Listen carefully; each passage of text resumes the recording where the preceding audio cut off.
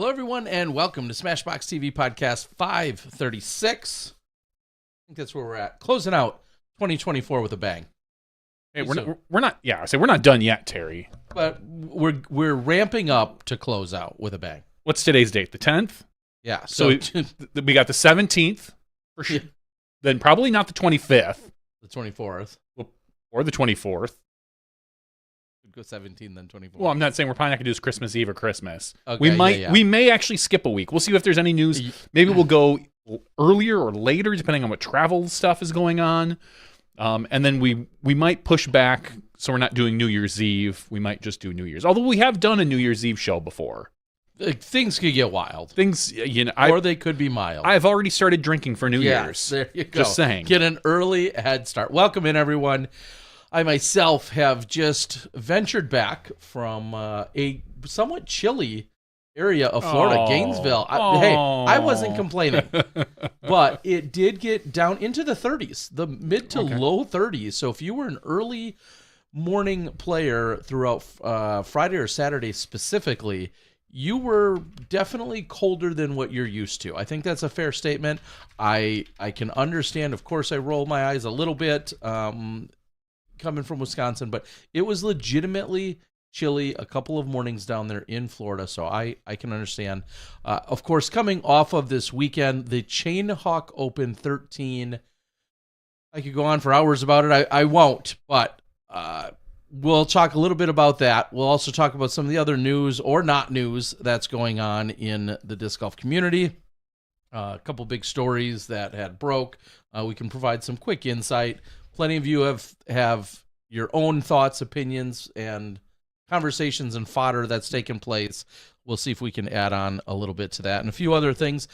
We may or may not have Miles Parkhill join us. He's got some stuff going on over at Paragon Disc Golf. If you don't know already, Miles and Paragon are probably the number one marketing producers for the Disc Golf Pro Tour physical assets. So oftentimes when you buy shirts or hoodies or apparel or have things custom logoed or branded or whatever from the Disc Golf Pro Tour, outside of the discs, a lot of it, not all of it, but a lot of it comes from Miles and his shop over at Paragon Disc Golf. He makes the koozies underneath of the basket, right? Yes. He actually gets those done up. He gets those done. So when a disc hits him and rolls away, it's Miles' fault? It's always going to be his fault. When so make sure, Miles. Yeah, it's a roll for Miles. And so also feather banners and flags and tents and things of that nature, the signboards, the ad walls, that a lot of that stuff, again, not everything, but a lot of that stuff is done by him.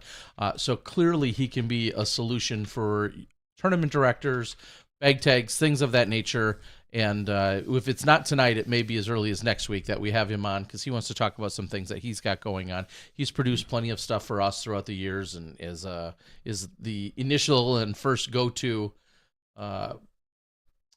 producer for me whenever I'm getting stuff made up as well, and for both of us here at Smashbox. So we might have Miles join us again. If it's not tonight, it'll be next week. And similarly, next week we might get a chance to catch up with the gentleman over at Game Proofer. Game Proofer? And you know exactly what Game Proofer is, because we saw it advertised quite a bit more on the tour this last year. And just for the sake of putting it out there, similar to what we've interviewed and talked to with the guys, with Michael and the guys over at Tech Disc. Yeah. In that you're attaching something to a disc, it's able to give a readout and give you a ton of different information. Of course, whenever they join us, we will have them talk about even some of the differences, some of the ways they go about their technology versus what we heard from Udisk. I think both companies are great that have been doing a lot of good things. And yeah, I ran into Ari a couple different times around the world. And I said at some point, let's have you on, because I think a lot of people would love to know what his product is all about. So at some point, hopefully as early as next week, we may have him join us as well. And right here at the top of the show, before I forget, something I touched on and personally experienced last week that I wanted to share with you guys is that over at Udisk, they are assisting and matching funds that are donated currently to the Paul Macbeth Foundation. And why that's pretty cool is because I believe it's up to a $12,000 limit they are matching funds. So if you're donating to the Paul Macbeth Foundation right now, Udisk is saying, hey, we see what you're doing, and then we're going to match that, which I think is really cool. And then I don't know if you have the graphic anywhere on there, Johnny. Maybe it's on the Paul Macbeth Foundation page where we could show them. If you donate a certain amount or various amounts within the Paul Macbeth Foundation, which you can find on Paul Macbeth Foundation.com or .org. Yep. .com will direct you to .org. It'll forward you over there. What it will do is, as it's saying, double your impact, and that's what Udisk is doing. But then there's different levels, and then at certain levels, you're eligible to then get certain prizes yourself. So it kind of feels good. So if you donate $1,000, first of all, that's going to get matched. Second of all, at various levels, $1,000, $500, $1,500, whatever it is, there's different things that you could actually just have get sent to you from Udisk. So, and from the Paul Macbeth Foundation, I should say, including a free membership. So lots of cool stuff. I think that's going all the way to the end of the year. I wanted to announce it now. I say all this because a week ago when I ran the cold turkey, one of the ace pools was not hit, as noted within the sign-up sheet. I said, hey, if the ace pool isn't hit, we're going to donate money to the Paul Macbeth Foundation. I did just that on behalf of Saturday's players, the non-acers. And to know that then Udisk is turning around and doubling the contribution was pretty cool. It was something we're going to do anyway. It just happens to work out at a good time of year when Udisk jumps in and doubles it. So big thanks to them and to the Macbeth Foundation. Those are some nice guys who we should have back on the podcast sometime soon. Udisk, if you're out there listening, reach out. We'd love to have you on. I know Steve Hill will occasionally listen and chime in, but any of the guys, Steve or Josh or Dan, even Hype Man Dan or Matt, it doesn't matter. Whatever. Yeah, whoever, just reach out. We'd love to have you on to kind of figure out where Udisk is at right now and maybe where you guys are heading into the 2025. All right. So got that mentioned and in there. And with that, I think I'm going to just quickly jump right into, because the footage is already out, which gives me a certain amount of feels when it's already out. The footage is out on the MPO side. So we'll start there with regards to the Chainhawk Open 13. I went to this event for my first time in 2020. Obviously, COVID that particular year. It was in December of the very first year of COVID. Everybody was jonesing to either watch or play more disc golf, and I knew this event had been going on at that time, I think for 8 years already. There was some talks originally about possibly doing a pro tour. Yeah, lots of conversation about how we could get more golf, high-level golf in, and they have had lots of good players throughout the years. I think the very first year, I think Chris Dickerson might have been there. Calvin Heimberg was there. I think just last year or the year before, Corey Ellis. We always have, of course, Double G. Gavin Rathbun's been there for a few years. So lots of regulars, and it's just been a phenomenal event. And before I get to the exact results, I just want to say for the 10th time, the Chainhawk Club with Chris and everyone else that's involved, his wife who is sitting right next to him doing at the scoring tent this weekend, but everyone involved with the Chainhawk Club, it's very impressive what you guys do. I can't say that enough. I see a lot of clubs. I see plenty of fighting. I see plenty of drama literally all over the world. Every disc golf vicinity area has some amount of drama. And I'm not saying that they're for sure drama-free in every possible way. No one is. But they put on a damn good show, or a damn good show, for that matter. Hey-o, Chainhawk Open. Didn't even try that. You guys put on a really good show. And it's awesome to be there. It's awesome to be involved. There's a lot of accolades that get thrown around.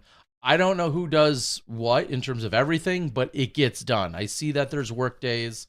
Some attended more than others, but there's work days, there's preview events, there's pins in the right positions, there's a flex start, there's so many things that get taken care of out there. So I want to say hats off, it already is, to everyone over at the Chainhawk Club.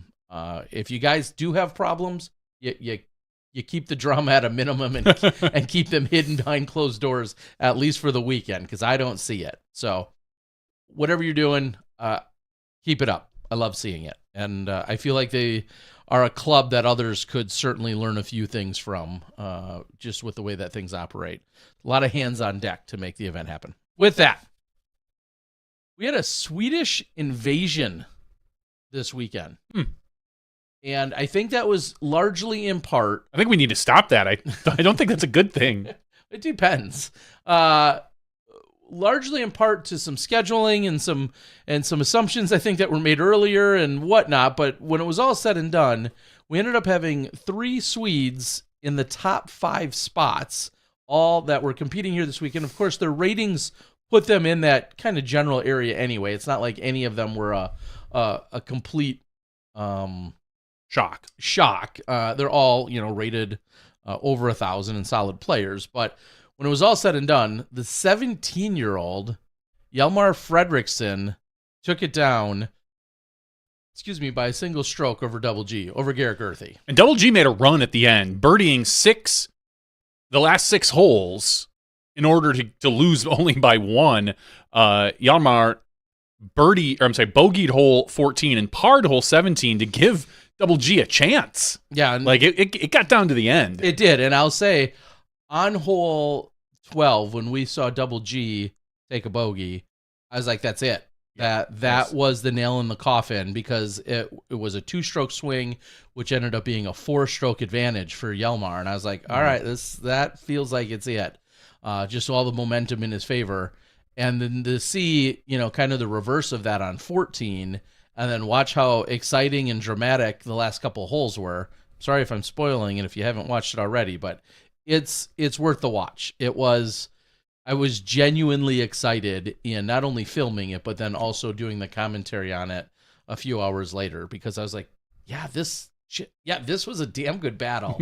And it was great to see, but he ultimately dethrones Double G, who won last year and who has won 3 other Chainhawk Open events. So Double G is a 4-time champ at this event, but that's where he's going to remain until at least next year as a 4-time. So Hjalmar takes it down by 1. Gavin Rathbun finishes in 3rd, also a previous champion, having one of the hot rounds as well on the final round. He really struggled out of the gate, was his big challenge. Dennis Augustson, finishes at 27, also having a really solid final day. And then Frito, as we call him, ends up finishing in a tie for 5th, along with Clay Edwards and Noah Meinsma. And rounding out your top 8 is Caleb Skinner. And we'll say top 10, Jonathan Borsick, who's coming off the cold turkey win. Oh, yeah, right here from Wisconsin. Goes down south. Jonathan Borsick finishes with a pretty solid 8 under on the final round. And then Cameron Messerschmidt, who also was on coverage for the final round. Little update on Cam Messerschmidt is that he's essentially going to is working like a full-time job. So disc golf, he's been playing a ton. He played a ton of events this year, but now down, I think, in Bradenton area, he's going to be taking on more of a full-time role, at least for the next few months. I don't know how that's going to filter into the beginning of next year and tour life, but there's no off season whatsoever for that guy at this point. Well, he doesn't really have a tour life. He's a regional pro at this point. But he's been in every different region. I think he may have played in more states than any other player in MPO this year. So he's touring. That's a positive. Yeah, he's touring, just not on the pro tour. Correct. Week in and week out. He got around this year, playing in 38 events. Oof. Yeah, and like I said, when you start, it's so funny because we don't talk about him very, very often unless he finishes well in an A tier, because he hasn't. You're right, been playing. How many pro tour events did he even play this year? He was at Ledgestone, and I believe that might have been the only one. Oh, wow. Less than even I thought. Excuse me. He was also at chess.com. I assumed he was at chess.com, and I knew he was at Ledgestone. I just made the assumption that he was at 1 or 2 more, so I guessed 4. But no, only those 2. That's why I say you line up all the different states that he's been playing in, and it's probably more than most. But so anyway, Cam Messerschmidt on the coverage, finishing in the top 10. I'll give a follow-up. If you watch the coverage, you'll know what I'm talking about. I felt as if he had a WTF Richard moment. We'll say on hole number 2 during the final round, just looked like it was pulled really hard right, and then again it kind of happened on 6. And I wasn't sure because I was on catch cam when I was on 2, and I was like, well, did he hit something? Did he just...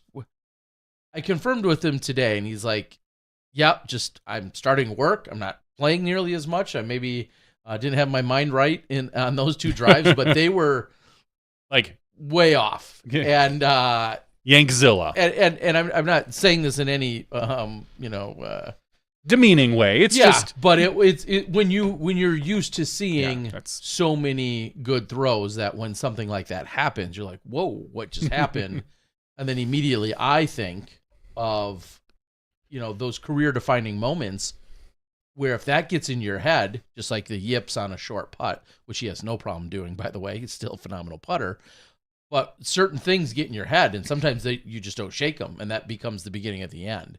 And I don't think that's the case for him. Of course, I hope it's not. But it was alarming for a moment is really what I'm getting at. So can't say enough about Hjalmar Frederikson, though.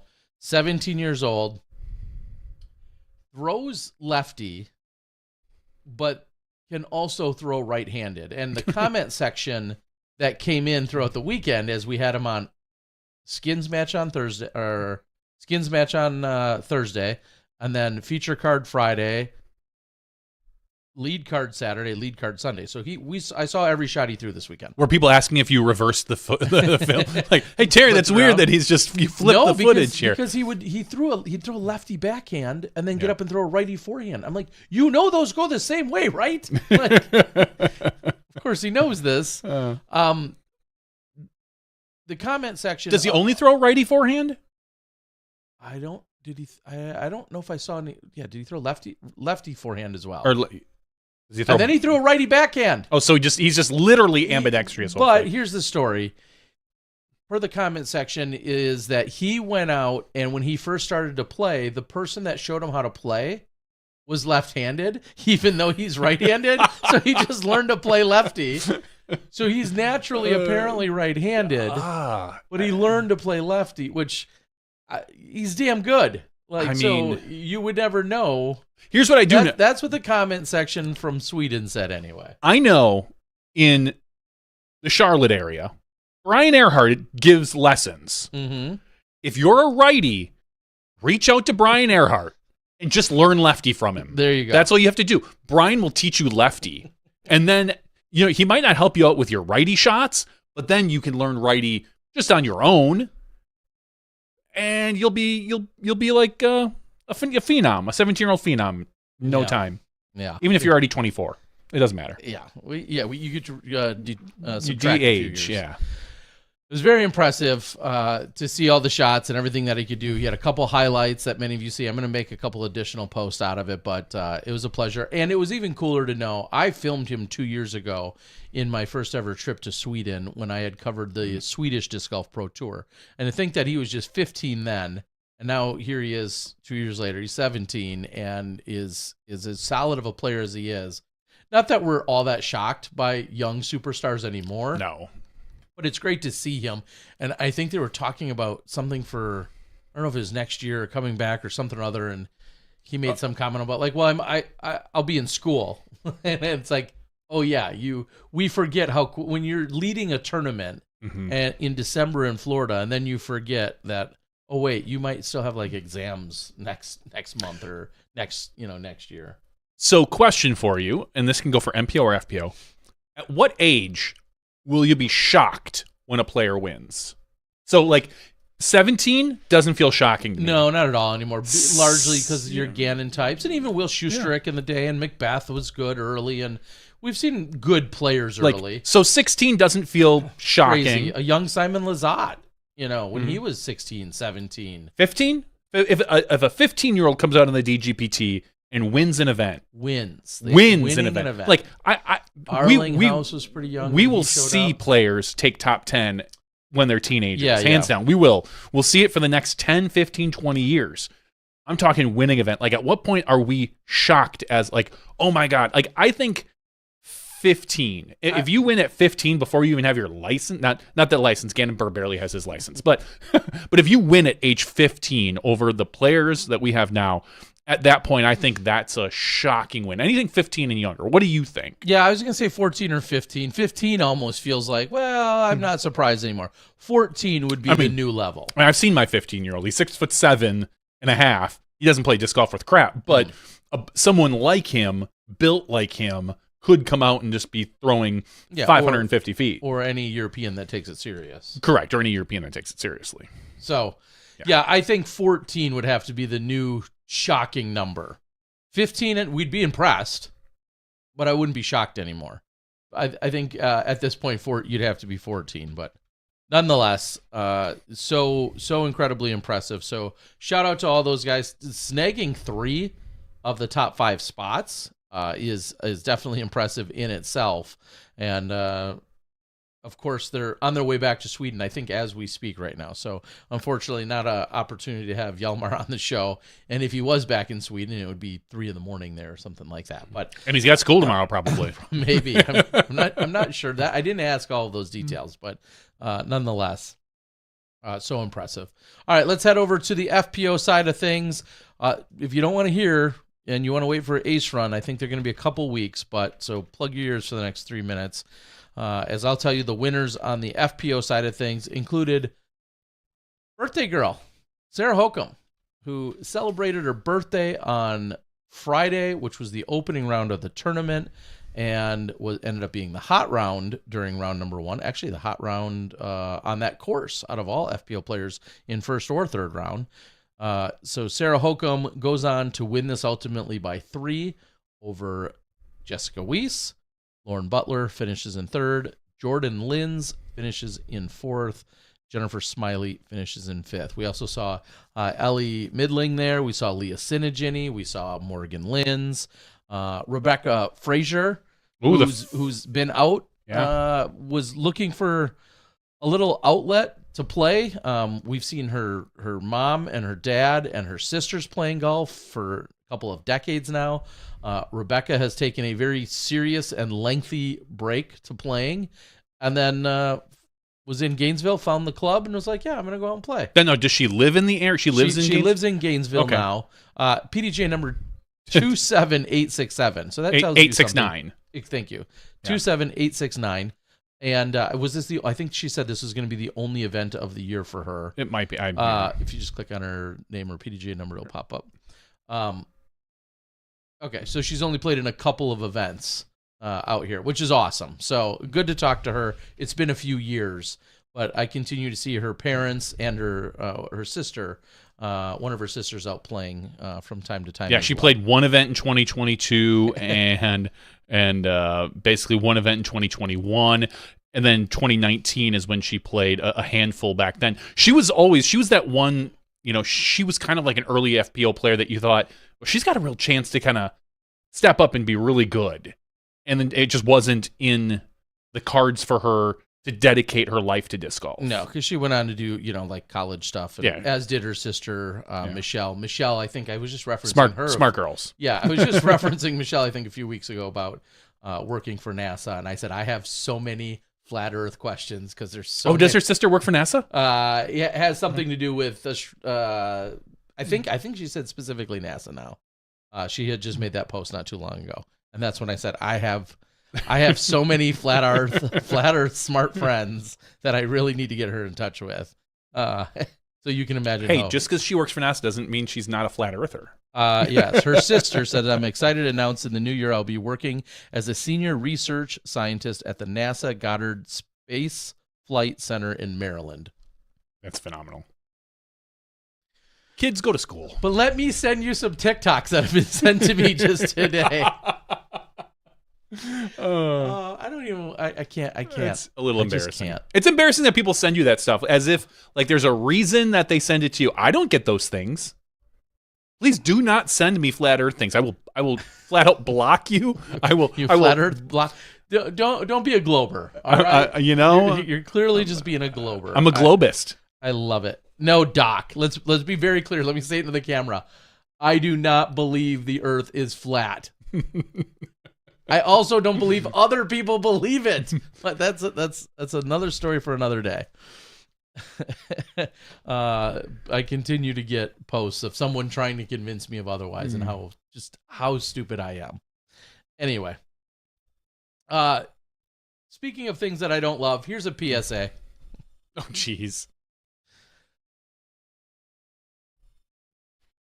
If you go to any disc golf tournament as a spectator, and for whatever reason you need to take a phone call audibly, not just with a text or a decline or send it to voicemail, but you need to take it and you need to verbally respond and audibly make sounds back to them, find somewhere other than the fairway where the people are playing for you to go take that call. I mean, like the fairway is probably the worst spot. I mean, there's Tournament Central. I mean, I guess there's the basket, there's the tee. The tee box. Anywhere on the hole. Yeah. Remove yourself from the hole. Ideally, don't go into someone else's fairway or their hole. Just remove yourself from the property or the immediate vicinity that's within earshot of every single player. What if I ask one of the players to answer my phone? Like, oh, hey, Double G, my phone's ringing. Could you talk to my mom? It'd be really cool. Like, it'd be really impressive if you just answered this and tell them who you are. No, just take it elsewhere. And every community is a little different. Everyone's norms are different. I feel like when you have spectators at certain events, there's a comfort level with the crowd. Every community is different. The comfort level you get at Maple Hill versus what you get in Florida versus Texas versus if you go watch an event in Portland, wherever. Everyone naturally, your kind of local crowd kind of has their norms. In no norm anywhere on the planet should be talking on the phone at outside voice level, like louder than I'm talking and screaming right now. Says a lot. Just that's not ever accurate or appropriate. Just don't do that. And I'm shocked. I'm shocked by the volume of crowd noise in general when I go to some events where just people are so comfortable just carrying on with a conversation on the phone or not, just carrying on with conversations. It's so bizarre to me. Like you're there seemingly to watch, you walk down a fairway. So I think you're there to watch golf. You're not there because it's the only green space you can find in the whole frickin' city. So, and I'm not saying you have to sit in silence, but if you're going to talk or communicate with your buddy, like do it at like library tone or, inside the library volume. Okay. Is that fair? Sure. Theater volume? If even that, yeah.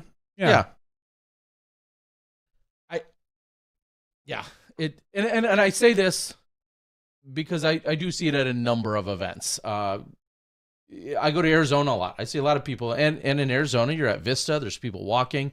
There's like spectators, and then there are passerbys. Everyone, I can read the room, and I know like who's actively involved. But if you are there and you are intently or seemingly intently there to watch and consume the golf, just be polite. You ever think maybe you're a boomer?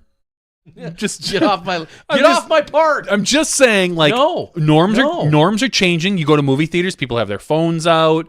This is common effing sense. I don't agree with a lot of it, but I'm just saying things change. Do you think we'll ever get to a point where, like, it's just like, hey, people are talking, people are, it's a little more. I think golf as a concept has to completely be restructured, and if we get there, then we get there. Sure. That would be fine. It's normal to talk at a basketball game, at a football game, all those social norms, but it's still not a social norm or an accepted norm at a ball golf or a disc golf event to be just yammering on and on in a fairway while people are actively throwing. Sure. Okay. And if we get there, we get there. I'm okay with it. If that's the norm that ultimately changes. I want one event. I want one Disc Golf Pro Tour event like that. I truly do. Kind of like how the PGA has the waste management where it gets a little rowdy. And I know we kind of have that with the 8 holes. But I wouldn't. You want it Nantucket Skins match? Kind of Nantucket Skins match. Not quite like not I wouldn't want people riding bikes through the fairway. No, I don't want you to actually interfere with the players. but a very loud situation to me would be okay. Like I would be okay with that. Like an early season, just say like Des Moines or something, where everyone just you get to yell and cheer, and it doesn't really matter. I wouldn't mind that as much. I think that could be a lot of fun but it has to be the right event, the right tournament. It has to be and it has to be kind of known. It has to be known. It can't just be like 3 or 4 guys doing it, just wreaking havoc, just running around with air horns and we're changing the culture, like that. No, it has to spur of the moment. It kind of has to be a thing. That's exactly what you're somewhat referencing when we say we've come to accept, and every year we have this conversation about the 8 holes and what it's like to be out at Maple Hill. It's a different feel and it's a different vibe.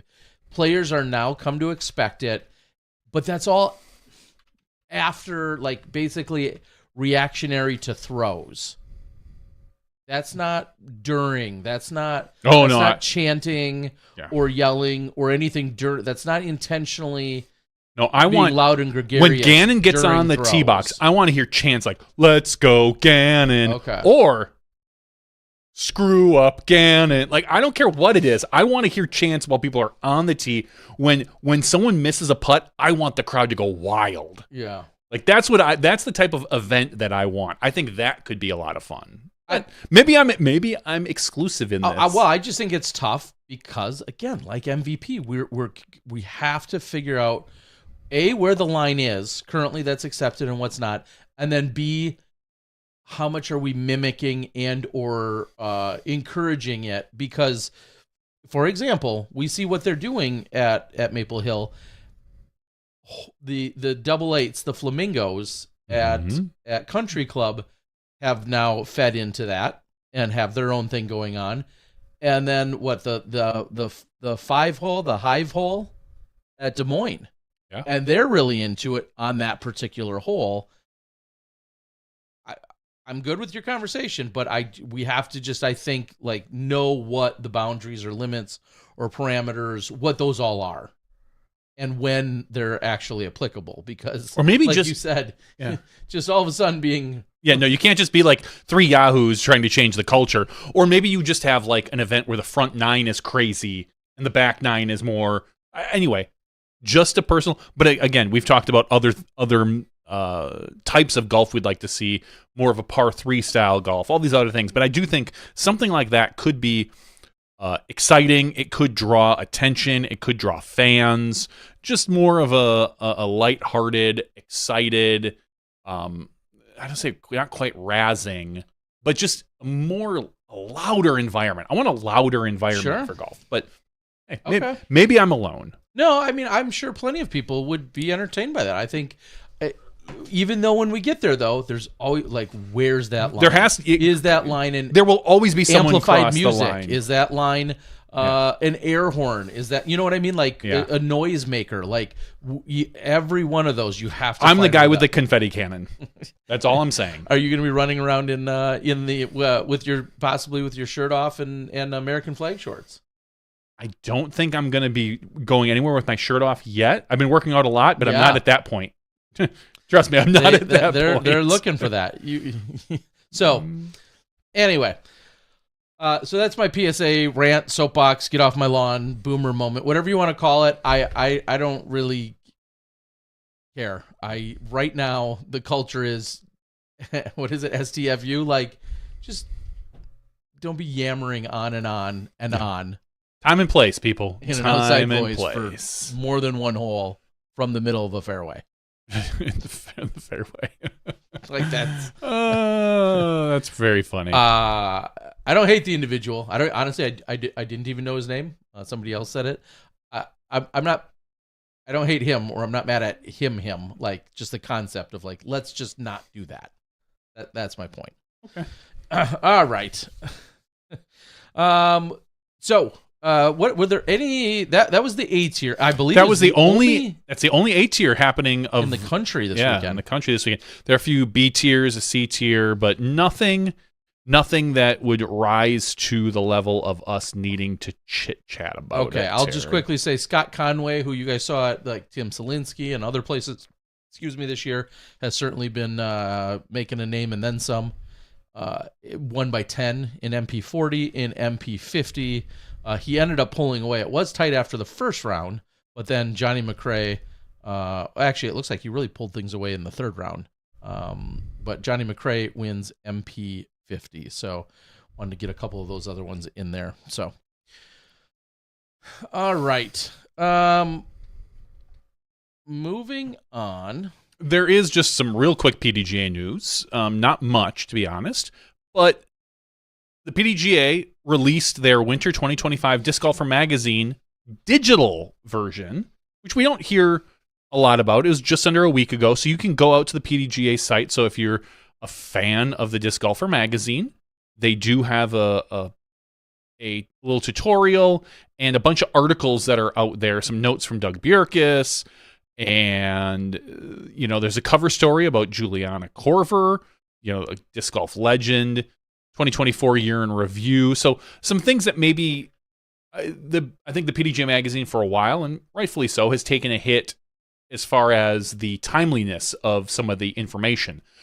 A lot of this stuff here is not necessarily, it's more evergreen content. So it's stuff you can more or less read whenever you want. There's international coverage. There's some opinion pieces. But anyway, it's out there on the PDGA site for anyone to view. So you can go out there and just look at the newest Winter 2020. It's funny because it's labeled as Winter 2025, which I guess is true because it's going to be winter into 2025. But yeah, and fall 2024 is the last one with Gannon Barana. But this one has JK on the cover. So you can go out and just check it out. And you can check out a bunch of different magazines going back a long way. If I'm correct, if I'm going to scroll all the way back here. Maybe even further back, but... well, at least digital all the way back to... Huh. Yeah, it looks like digital goes all the way back to spring of 2009. Yeah, so if you want to go back and look at some really funny... cover pages. Some cover pages. I see some Doss, very young Macbeth, and some Felberg. So, young Ricky Wysocki. Yeah, very young Ricky Wysocki. So, very cool. Yeah, it was crazy to think there was just one A tier going on in the country, which obviously further signifies just how much the year is finally slowing down, that we had just one A tier happening. So, yeah, kind of crazy. Yeah, it is kind of crazy. The only other PDGA news that we have is a slight rules update. We talked a couple weeks ago about the bathroom requirements for A and B and C tiers, about requiring restrooms. Mm-hmm. Well, there is an exemption that they're putting out there for flex starts. Okay. So the flex starts flex starts are exempt from the bathroom requirements in 2025. I don't know if that's going to change in the future. I'm sure this is kind of just flex starts can be a timely thing, so obviously. And then there was the PDGA ratings update. So if you happen to have played and got your ratings updated, that is, we did see one significant ratings change that I know of. Ezra Robinson and Isaac Robinson are now both rated 1046. Dang. Yeah.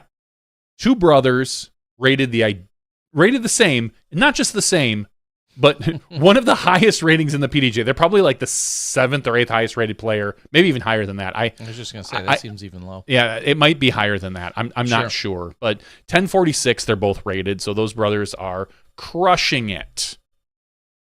Yeah, I'm going to do a real quick, just since we're here. Currently, Gannon Burr. Oh, you can sort by rating again? Yeah, Gannon Burr. No, they that must be new again, because I wanted to do that a couple weeks ago. Or a couple months ago, and I swear to God it was gone. Buttons like I do. You're good. Gannon Burr, as of today, rated 1058. Wysocki 1054, and then Isaac and Ezra both rated 1046. So tied for the third highest rating in the world. Whatever. And then Heimberg at 1044, Dickerson at 1043, Antela at 1041, and Macbeth at 1040. Wow. So 1046 is the third highest rated. Okay. For some reason I thought Antela was higher, but even my guess at 6 or 7 was low. Simply because I did not look today, as much as I like to always talk trash about ratings days, I did not look. So, and I didn't know all of what you just said, but now I am looking, and it appears that what? Who's this Lot person? Hey, Lot. Oh, Kristen. Never heard of her. Never heard of her. I wonder if she's any good. Rated 1,000. She's probably like Jackie Chen, where say it's one of those outliers, that you hit that 1050 because you played one event. That's who this that's Kristen Lot is. Owen Scoggins rated 989, Holland Hanley 987, Missy Gannon 986, and Evelina Salonen 984. Speaking of Kristen, do you find it, I don't want to say strange, are you at all surprised by the fact that not only did she take Silver's last name, which not a shock, but that she's publicly using it in the disc golf community? We've seen in the past, primarily Valerie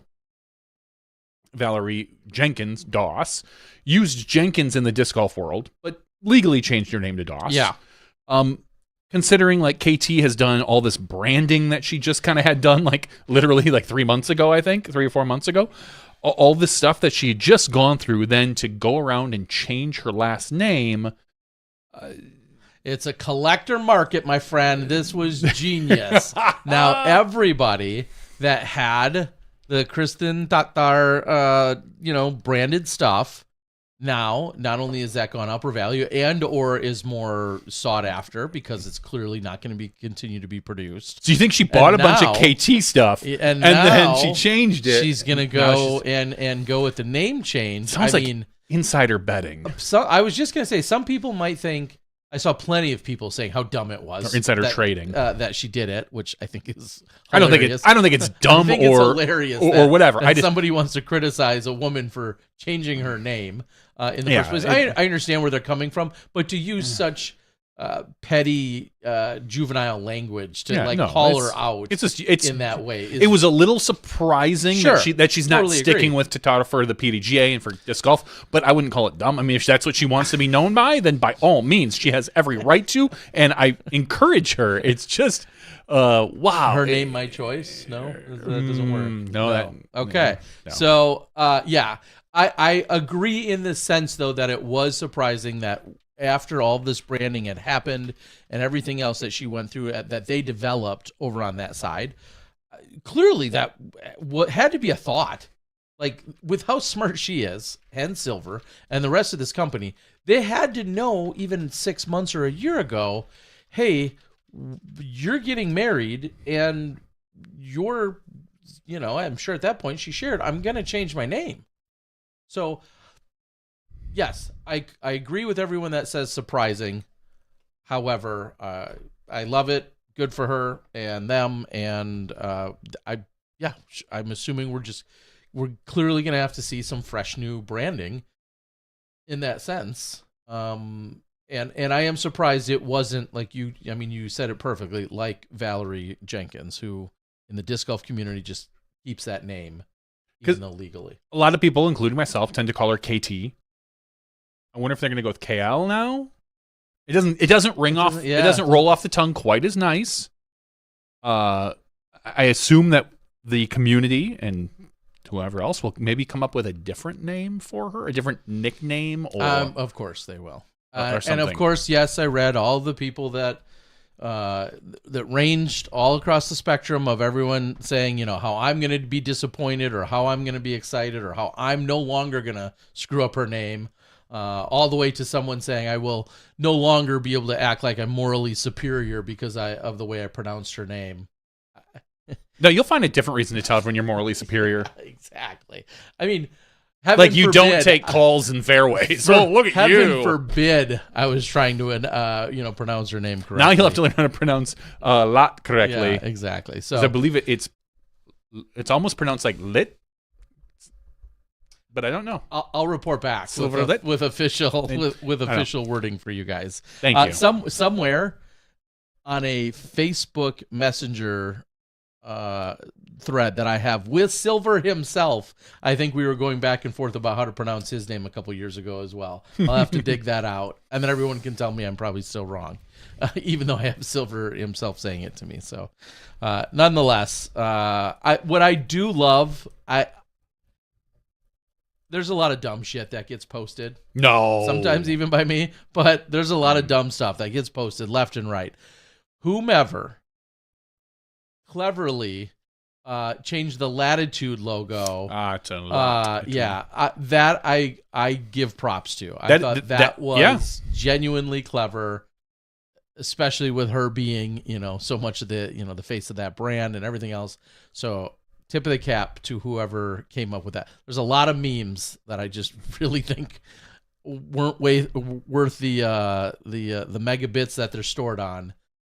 But that one I thought was very clever. So whomever had that. Yeah, so it used to be Latitude, and then they added an extra T, and they made it like Latitude. Yeah. I thought that one I particularly enjoyed and thought was clever. So anyway, congratulations. I also love how she even worded it. Like, she kind of rolled with it when she made the announcement, saying that she, is taking the name, and then even made the joke that you won't have to worry about how to pronounce her name. Like, I like the way in which she put it out there as well. So not that we have any saying or it should matter, but I do like it.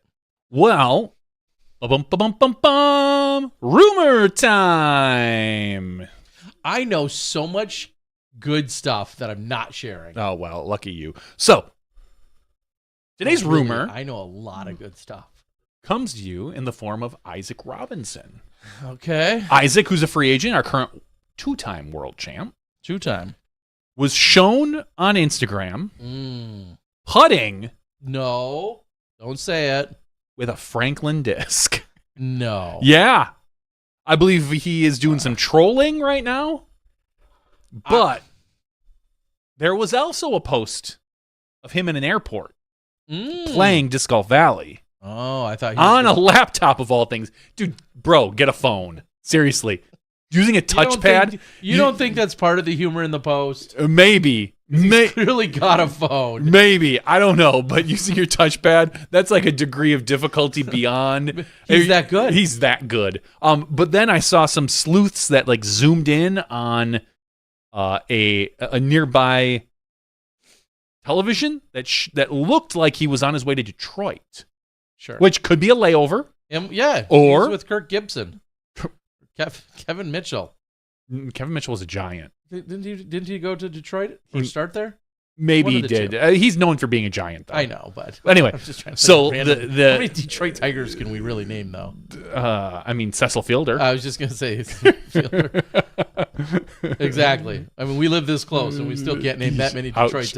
Ouch. Alan Trammell? Yeah, Alan Trammell. Okay. Way to go. Good pull. Anyway, welcome to the 80s Baseball Podcast with Terry and Johnny, where we think about the baseball cards we had growing up and trying to name the random cards that might have had a little bit of value in the 80s. Let's face it, no one's given it a rip about Detroit baseball except for like 1 year or 2 years in the last 40 years. Yeah, there's been a few, but yeah. Okay, go on. Anyway, so the rumors are obviously if you're going to Detroit, what disc golf manufacturers are in the Michigan area. You got MVP and Discraft. So rumors right now are running wild that he might be looking at one of those two. Sure. And to be honest, I don't doubt that maybe he is going to one or both. Or he could be flying into Detroit, that's an international airport, that then sends him off overseas. He's not going overseas. He just got married. Do you have a copy of his passport like Yes, I do? I actually do. Damn it. No, but it would not shock me to see him actually to go to both places and say, "Hey, I'm going to listen to your offers."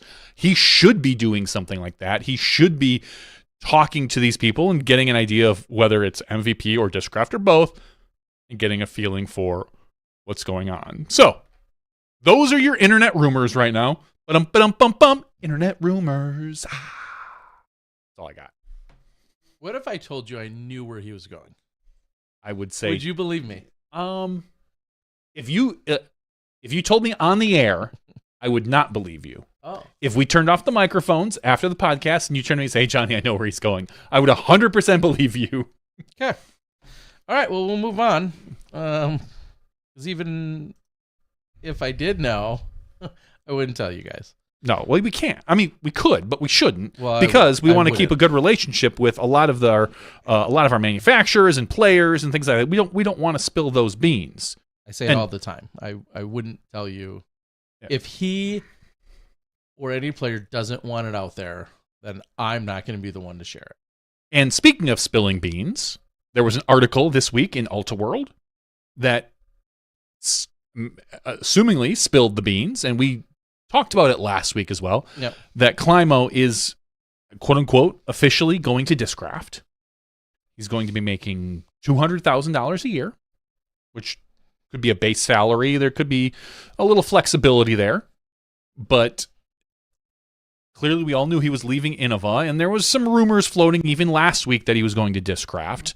I think, again, I kept throwing big ifs in it last week, even though that was the rumor consensus. Well, Alta World, I want to say, confirmed it, that Climo is moving to Discraft and getting some sort of base salary. That is really kind of the extent of all of the knowledge. There isn't a lot of information as far as, what that entails. Probably a line of discs, maybe some apparel. If I had to take some guesses based on some of the other players, the big players that are there, there'll be some media appearances and whatnot. I'm sure we'll have him on the podcast at some point. So. Yeah, and even the announcement that was made Wednesday night, right when I landed in Florida. Yeah, so Wednesday night or Thursday. What night was it? It was the 10th the 5th when it was Thursday night. Sorry. So it was Thursday night. Of course, there's plenty of people that are kind of poking holes in this, saying this may or may not be fully accurate. Who knows? I guess I already posted my main thought, which is just knowing what you and I know of where the game was when we entered it in the 90s, and to see Kenny synonymous with the Innova brand. When back then it was Innova Discraft. That's basically it. I mean, there was Gateway, there was Lightning, but the two manufacturers that everybody flocked to were Innova and Discraft. Yeah, that was it. No, you weren't clamoring about any other sponsorship. No. And there was only dozens of players between the two companies that were sponsored. And obviously Kenny was on the top of that chart. And it is just this whole story continues to show us how anything is possible within the sports and sports marketing and contract world. There's other things that have rocked the boat have shocked my system that I've seen happen in the last few years, or things that I just really didn't think would happen, but then did. This still clearly takes the cake in that capacity. Now, seeing him with, if it is someone like Discraft, it's interesting that it's not a new venture in the sense that he's branching out into try uncharted territory. He's not, and what I mean by that is he's not hooking up with we'll say a much smaller brand to then have some offshoot on like a hope and a prayer and a whim and something of that nature. Discraft, obviously one of the other large pillars and giants in the disc golf community. So to see him go to an established place like that, I think myself included, initially there was a lot of speculation that I had of, well, could he kind of become a partner and try and help elevate a fresh brand, or even essentially start from scratch, which I initially, I've said it, I thought would have been crazy to basically start out from scratch. I think in the current day market, with everything that it is, knowing he may know his way around throwing a frisbee, but obviously the science of disc and disc creating is a whole nother story. And if it was a fresh startup, essentially from nothing, that I didn't think was going to happen, and I did think that would have been shocking and absolutely bonkers and crazy, and maybe just a massive money pit to be throwing into. To see him potentially then team up with a company that the size and scale and magnitude that is Discraft, that seems more logical at this age and stage in his game and life.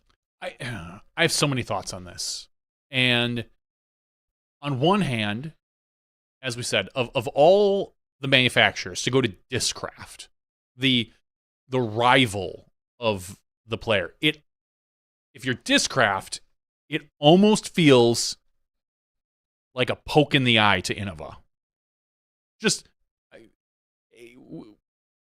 And maybe this is me reading into it a little bit because of the rivalry that we have seen in the past. It's like I equate it to like kind of like a Bears Packers rivalry. Like it was that type of thing. And at one point, Innova was the current Packers, where there's a rivalry, but it's really one-sided with the Bears Packers. With Innova, it was really one-sided for many years. And now, we'll say like the Lions Packers, suddenly Discraft is really popular with players, with pros. Like it just they are on a high point. And so I don't think I don't know that this isn't just one of those maybe little kind of, hey, we took your player kind of thing. I'm reading into it because I'm old school, but it kind of feels like that. On the other hand, there is the argument that what kind of pull does Kenny still have? I think we talked about this last week. Like, who is buying these, quote unquote, we'll just say Climo discs? Who's buying them? Well, someone on the board here said that like if they're making $5 a disc, they need to sell about 40,000 discs a year, which doesn't seem like a heck of a lot to make up the money if you can sell that new plastic to people. They'll whatever first runs they come out with will sell. Period. Yeah, they'll sell 100,000 or 200,000 of them probably without blinking an eye, just because of the uniqueness of it. Similar to when the Four Claws came out for Macbeth, people bought them just to buy them. Like, hey, I'm going to have them. I want to have some, and they became very popular. They're still relatively popular. So to have, and again, I'm just going to make the assumption that the Ultra World article is sourced well and is true to fact. So I'm not gonna sit here and be like, well, if they're right. When I say he's going to Discraft, I'm gonna assume Ultra World is right. It is different. I don't understand, and I'll buy some. I'm right there. Discraft, you have some. You have a couple sales. Period. It is gonna be a funny situation for a while because we saw Kenny do commentary for Innova or for USCGC. I don't think you'll see that now. Like I just don't. I think there will be a little bit of bitterness, and it might just be slight, but there's going to be. It has to be. There has to be some there. Like and hopefully we all want to see Kenny get whatever his due is, so to speak, whatever that is, whatever you think his due is for being a 12-time Pro World Champ. And if you don't feel like Innova was giving that to him, and Discraft looks at the numbers, they have to look at the numbers. They're not doing this out of charity. They're not doing this because they think Kenny's the GOAT and like, well, we should just give him some money because he's the GOAT. They're doing this because they're a business. Yeah, there's a business decision. And they think they can make a profit. And I don't blame them. If they think they can make a profit, hammer that. We're going to see if they're right. They've got a lot of data and info from other pros and people moving that I think they're making what they probably see as a good business decision. But I can't get over the little bitty hump that there's also this little bit of pokey in the eye. Just like we have the champ. You had him, now we have him. I don't know. Yeah, it's always funny because when you think about someone like a Paul Macbeth, who of course has 6 world titles, but won 4 of them with Innova, and you think about even a Cam Todd, who sponsored by one company and then they get sponsored by the other company. Your world titles travel with you, but there is or a Lane King leaves Discraft and goes to MVP, and of course takes all the world titles she had with Discraft. She got like 50, 60 world titles. So it's funny how when then, I think about the marketing material that gets then made and says home of 68 world titles because you're including all of Paul's, you're including all of Kenny's, like there's marketing that goes into some of that as well. I hate that. I really, really hate that because I understand that they are the home of all these titles. I get that. But if you, and granted, advertising is different than, if I see that as a player, as a person who's been around this sport for 30 years, 28, started when I was 15 or 16. Don't do the math, people. It feels gross. I'm not going to lie. It feels disingenuous. It feels totally disingenuous and gross. Like home of 50 world championships. No, you're not. Kenny didn't win those with your discs. I don't care what you say. It will feel bad. And I hope but that may not matter. It might not matter to me. That might not matter to the 20-year-old, exactly. It might be like, holy crap, look at all these world champions. I get that. But to me, that would just feel ugh. And so here's my other thought. So Kenny, if the numbers are right, getting $200K a year. What does that put Isaac at?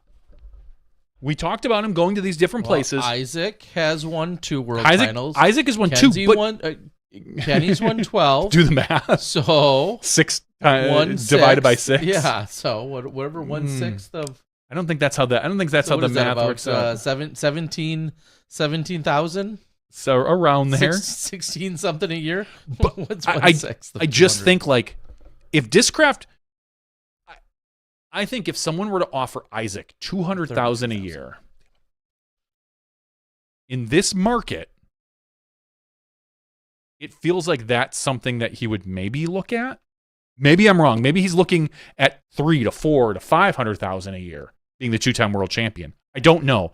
The market is different than it was 2 years ago, where Isaac, I think, could have easily pulled in $500,000 a year. That's down. Disc sales are down. Advertising is down. All these things are down. So I look at Kenny, a former world champ and arguably greatest of all time, getting $200,000 a year. To me, that means I would look at the potential in Isaac Robinson with 2 world champions, rated 1046, third highest rated player in the world. I'd have to say 350. And that's just off the top of my head thinking like that's what I would be looking for if I were Isaac, and that's the number that was just released for Kenny. It just feels like someone I would have never guessed Kenny getting 200,000. Like I just wouldn't have. So I think there's a lot to be said about what I feel like will be you hit it already. Some of the initial drops and some of the initial frenzy of getting the Ken Climo disc, whatever they are, how many ever molds there are, times how many ever stamps there are, times how many ever plastics there are, whatever. Who knows what ultimately will come out in the wash. But when you, like you said, when you're thinking about an initial drop, garnering possibly hundreds of thousands of discs right off the bat, that so many people will buy just purely out of curiosity or nostalgia, or an allegiance or an alliance or a support, whatever you want to call it, that is going to be so substantial right off the bat. You're not going to get that with some of the other players. I think you would get that with Isaac. I think if Isaac, so Discraft has clearly, and let's just make an assumption, and I have no clue if this is true or not. Isaac doesn't go to Discraft. No clue, just guessing. That means Discraft has looked at the numbers and looked at Kenny versus Isaac. And they said, we're going to put our money behind Kenny and not behind Isaac. I don't think it's that simple, though. I think that's a little black and white because there's intangibles that you're clearly not, that we're all clearly not accounting for. But everybody has a budget. So, of course. And I understand you're probably not getting Isaac for 200. As I said, he's going to be at least a 350 kind of guy, probably. But if you're Discraft, you're looking at that number and you're either looking at it and going, well, we can afford 200 right now, so we'll get Kenny. Or do we say, no, thank you, Kenny, and we put in a little extra and we get Isaac, who, again, we all see the upside of Isaac. He's going to be playing on the Pro Tour for the next 10 years. He could win 2, 3, 4 more championships. We don't know. More. He could win a half dozen more majors Discraft has, we'll assume, made a decision to go with Kenny. I'm curious as to what that says. I'm curious as to how that works. And I just am very interested in the whole scheme of all of this. Like, and again, maybe Isaac's already made a decision and he's playing around and he's going to go to Franklin Discs.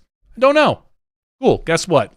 Congratulations, Lightning. Millennium, you win the world champ. I don't know, honestly, where Isaac is going. But to think that that this year, there was a scale somewhere, and there was Kenny was on that scale and Isaac was on that scale. Whether you like it or not, it's the truth. And unless if Discraft can go both, it's a very weighted scale. That's a lot of money out of your pocket. But if they can make it up, but I think no matter what Discraft drops that first year, if it's a Kenny disc or if it's an Isaac disc, that disc sells. It just does. And I'm I don't say flabbergasted. That's not the right word, but it's the more information that comes out about this, the more interested I am. I'm interested, but I, at the same time, like I say, around all of the conversation and contract talks, I'm only interested so much. And I mean that in terms of when they start throwing Frisbees again, that's when I'm going to really care. I love that contract talk is now a facet of our whether it's off season or just overall game and the business around it all. It doesn't get me nearly as excited as I think it gets a lot of other people, and that's fine. I think I have pretty good sources of where a lot of people are going, and maybe that's where some of the lack of enthusiasm comes from because I already know. But even then, even when I didn't know, it doesn't get me riled up. I'm not mainly because either as a vendor or a seller or a collector or a commentator, like all of that, like almost none of that changes my life, and I feel like it could be impactful to me, and there's a few nuances, of course, that I have to account for, but at the end of the day, I'm putting my head down on my pillow, and not much is going to change. And I don't think your life is going to change. 100% out there will not. Well. Yeah, 100% your life won't change with any of these discs. You could tell me right now where every free agent is going, and it would not necessarily excite me. To me, I'm more interested in the business decisions behind it.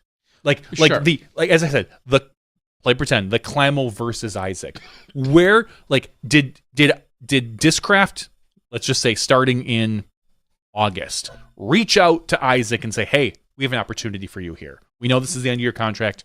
You may or may not be happy with your current disc manufacturer. We would like to bring you in." Was that broached? Or did Discraft look at it and say, "No, we've already talked to Kenny about this. We're going to stick with Kenny. We think the money is in him." Like, that's to me the more exciting part, the business decisions behind the sponsorships. Not so much the sponsorships. Players are going to come and go. We as we see with Climo, nobody stays anywhere forever. Yeah, that's not been proven. You know, if at the end of Macbeth's tenure, he goes to some random new disc manufacturer, would it shock me? Not nearly as much as I have been shocked in the last 5 years.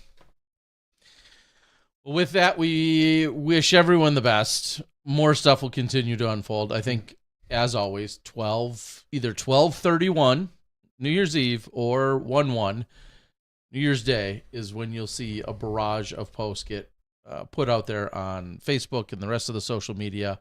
We can keep finding the hints, but I will say this. I think the more people try to investigate Isaac, because he is of the ilk of the Gannon and that crew, I think there's some very intentional trolling and misleading to be funny. So. I love it. And I love that. That to me is the fun in it already, even if I may or may not know where he's going. But I do love the trolling. More player talk. Kevin Kiefer and Stacy Kiefer. Married. Yes. Still. Yes. But that's not the talk. No. The discussions were Instagram posts saying that they're more or less stepping off of the tour next year. That Stacy had made a post that, this life isn't for her. The touring life is difficult. If you're not winning events, or at least top 4 or 5 in FPO consistently, it's a tough road. I think for MPO, you could argue that with top 10. But for FPO, smaller fields, smaller payouts, you have to be looking at the top 5. And Stacy just isn't there. She's like a top 15 player. Sometimes she'll jump up into top 10. Sometimes she may be top 20. But she made a post basically saying she's stepping away from the tour in 2025. Kevin Kiefer III made the same post, I think a day previous to her, saying that it was really funny because he said he was not going to be touring 2025, and a bunch of people are like, well, what about Stacy? And all I kept thinking is like, well, they're married. I think you can kind of make an assumption, but maybe not. Maybe he's going to be supporting her or something along those lines. Anything could happen. Caddy. Yeah, full-time caddy. We see that with Tom and Missy. But ultimately, both of them have decided that they're going to step off of the tour for 2025. Terry, do you see anything surprising about that, or do you think this is the beginning of a trend? Yeah, I mean, without beating a dead horse too much more dead, disc golf economies are down. Things are getting more expensive out there. It feels like from the Pro Tour perspective, things are getting tougher and more expensive. The purses might be getting a little bit bigger and continue to grow, but you have to get a taste of the purse. You have to be consistently in there, and or finding other ways to hustle to make your money. So to see some players that aren't consistently up in the cash line through and through, it's not a surprise that they're like, hey, this is an expensive lifestyle that's not fully sustainable. I think they have some other stuff going on. They live in Florida. I've heard of other opportunities and things that are happening with them. So it doesn't fully surprise me. Now, will this be a trend? I think it might be. And I'll be the first to not second guess anyone that does just that. I can't tell you how often I will Google or just punch in someone's name and the 4 letters PDGA to immediately, if I don't know their number, to immediately then have their PDGA profile come up, and you click on it and you see that they've won blank. Whatever that number is. It's not blank usually. I hope not. If it's blank, then we're really in trouble. Get the F off the tour now. No, to see they won 4,000, 6,000, 8,000, 13,000 after an entire year on the tour, whatever it is. No judgment here. I think to myself, with every one of those searches, I think, how are they doing it? And how long can they do this? And then I think about them individually, and I say, okay, this person's won 12 grand, but I know here's what else they're doing. They're fine. And then I look at someone who has won 6 grand, and I think, I don't know what else they're doing. None of that's my business. I want them to be leading their best life. And if it's you're my in your, business. If you're in your 20s and you're out there going broke, going into debt, losing money while traveling around the country. Please don't do that. Throwing frisbees, I say go for it. I say don't do that. Johnny says don't. I say live it the F up. Go for it. I'm all about it. You have plenty of time to recover and to go on and lead what may or may not be a 9 to 5 or some other life, boring or otherwise, but you have plenty of time to make money and to have a perfectly fine, fruitful, beneficial life. If you want to F off or try really hard but still fail, 5 years on the tour, I 100% bless you and thank you for that courage. I think I'm changing my tune. I don't know that I would have said that 5, 6, 10 years ago. I'm a firm believer in it now. Go out, see the effing country. It's no different. It's no different than getting done with high school, taking the $300 you have and going to Europe and somehow backpacking for the next 6 months or a year or 2 years, however long you can make it last. Whether that $300 lasts you a month or somehow you can stretch that into 6 months or a year. I don't care. I'm all about it. Go do it, because traveling the country, visiting these states, meeting these people, you could be in last place at a tournament, not making any money, and stay with the most incredible host in the world that then turns into the greatest friendship or relationship or business idea ever. Go do it. I cannot scream it enough that I am all on board. And if you go 15 grand into debt in 5 years, I'll just make up some numbers. I don't care. I'm good with it. I think there's a limit. And I think, let me say, I'm with you 90% of the way. There to me, this is not a financial podcast. You have to look at your you have to look at your ROI at some point. Like if you were to go 15 grand in debt for a year or two, to me, I look at that and go, okay, you made it. You made an effort. You're trying to do this. But if you're talking like 40, 50, 70 in debt for 2 to 3, 4 years, by all means, please don't do that. Please have a way, have something or other. And again, maybe you're different, but no, you need. I agree. You need but some. There has to be a firewall there at some point. Yeah, I'm not saying, hey, But you're right. If you can get away and you have, let me say this: if you have an out at the end of that tunnel, if you have no prospect of if this fails, nothing to go to. I don't still figure it out. Great, yeah. I don't love that idea, but we also lead very different lives. We do. You're more financially stable. To be fair, I'm not going to argue that. But just in general, you and I, for instance, we lead I'm with you. Very different lifestyles. I am 100%. I am much more conservative with my finances and all this other stuff than you are. I am clearly. And it's you're right. It's 100% different lifestyle, 10% different.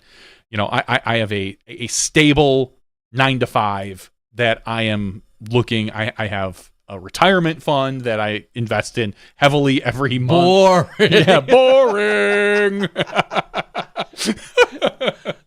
Listen, Miller, I will not be supporting you when you're 68 and have zero cash. Oh, yes, you will. You just don't know it yet. No, I don't want anyone to not chase their dream. I wish, again, I'm the type of guy that also wishes we had some sort of universal health care to help these people, to help these entrepreneurs, to help players like this in order to do this. Like, that's who I am. I want people to be able to take risks. But I also think you need to look at those risks and be like, of course, how big of a risk is it? Am I jumping off the high dive into an empty pool? Yeah. Or is that pool 6 feet deep? I don't know. I think of the age and the opportunities and the age that you're at, these people can be at when they're doing this. Now, just go out there. And some people are picking up what I'm putting down. You can F off for a lot of years, and you got plenty of years to either recover and or find your way even after that fact. And I that's agree. what I'm saying. So I don't mind. Now, would I love for in the grand scheme, in a perfect world, are you somehow playing as much golf as you want, yet getting maybe a degree or some other kind of apprenticeship that is this great additional skill? So if you do break your arm or you can't play disc golf anymore, yeah, of course. But go out there if you got a chance and you want to chase that for a little while. I'm good with it. And if you're not, is the easiest way to make money is proven this last weekend. Just buy some Haktua coin. Haktua! And just roll that into negative 800% earnings. Yeah, please don't buy random coins, meme coins. Please don't. This is not. That's another story for another day. But I mean, you only live once, Terry. Let's do it. YOLO the meme coin. Anyway, all right. I think that is about everything from the disc golf perspective. Yeah, that's shareable, that's workable right now. I'll make another plug and say donations matched. Donations at the Paul Macbeth Foundation are matched by our friends at Udisk until the end of the year. So please go out there and do that. They got a lot of good things going on. I'll forever be an advocate for what I personally saw and experienced as a course install and a course project for the Paul Macbeth Foundation. And there's a lot of great causes out there and a lot of good people doing good stuff. Support as many as you wish, but I also can very much speak to the Paul Macbeth Foundation and putting in courses as a very noble and viable cause out there. So that's happening. Make sure you go out there. You've got to the end of the year to make that donation and have it get ultimately doubled up by our friends at Udisk. That's about it. We'll see if we're going to have anyone for the after show. If not, we'll just yammer on about a few more things that are going on in the world here as we're in December of 2024. So I think we can close it. I'm going to say thank you to everyone who's joined us here. And, of course, we know plenty of you are joining us live, but also the countless downloads that are out there and everyone else that consumes it for your long drives. Chase all your dreams, regardless of the debt that you go into, is what Terry's saying. It doesn't matter. Someone else will cover it. YOLO. Claim bankruptcy. Whatever. Your parents got your back. Don't sweat it. That is the theme of the day. That's the message I want you all to hear. And when that doesn't work out, I don't know. It's Christmas time. You could take somebody else's presents, go return them. You could get cash. There's all sorts of options. Dude, there's Amazon boxes on everyone's porch. I don't know why they just leave them there. Just waiting for you to see what's in them. Oh, my gosh. Be good humans, people, but just live your life to your fullest. With that, that's podcast 436's regular show. We're going to take a very quick break. When we come back, we'll have the after show, which also means giveaways for our incredible Patreon supporters. Not freeloaders. You're not freeloaders for the Patreon.com/SmashBoxxTV means you are not a freeloader. You got to be in it to win it. For Johnny VM, the Disc Golf Guy, thank you guys for watching. We'll see you in a minute in the after show. We'll see you, I don't know, whenever you come back and step inside the Smashbox. Thank you to our $2 and above patrons. Your name is listed below in the credits. If you are interested in being listed as a producer in the Smashbox TV credits and supporting this and other fine podcasts, please visit patreon.com/SmashBoxxTV.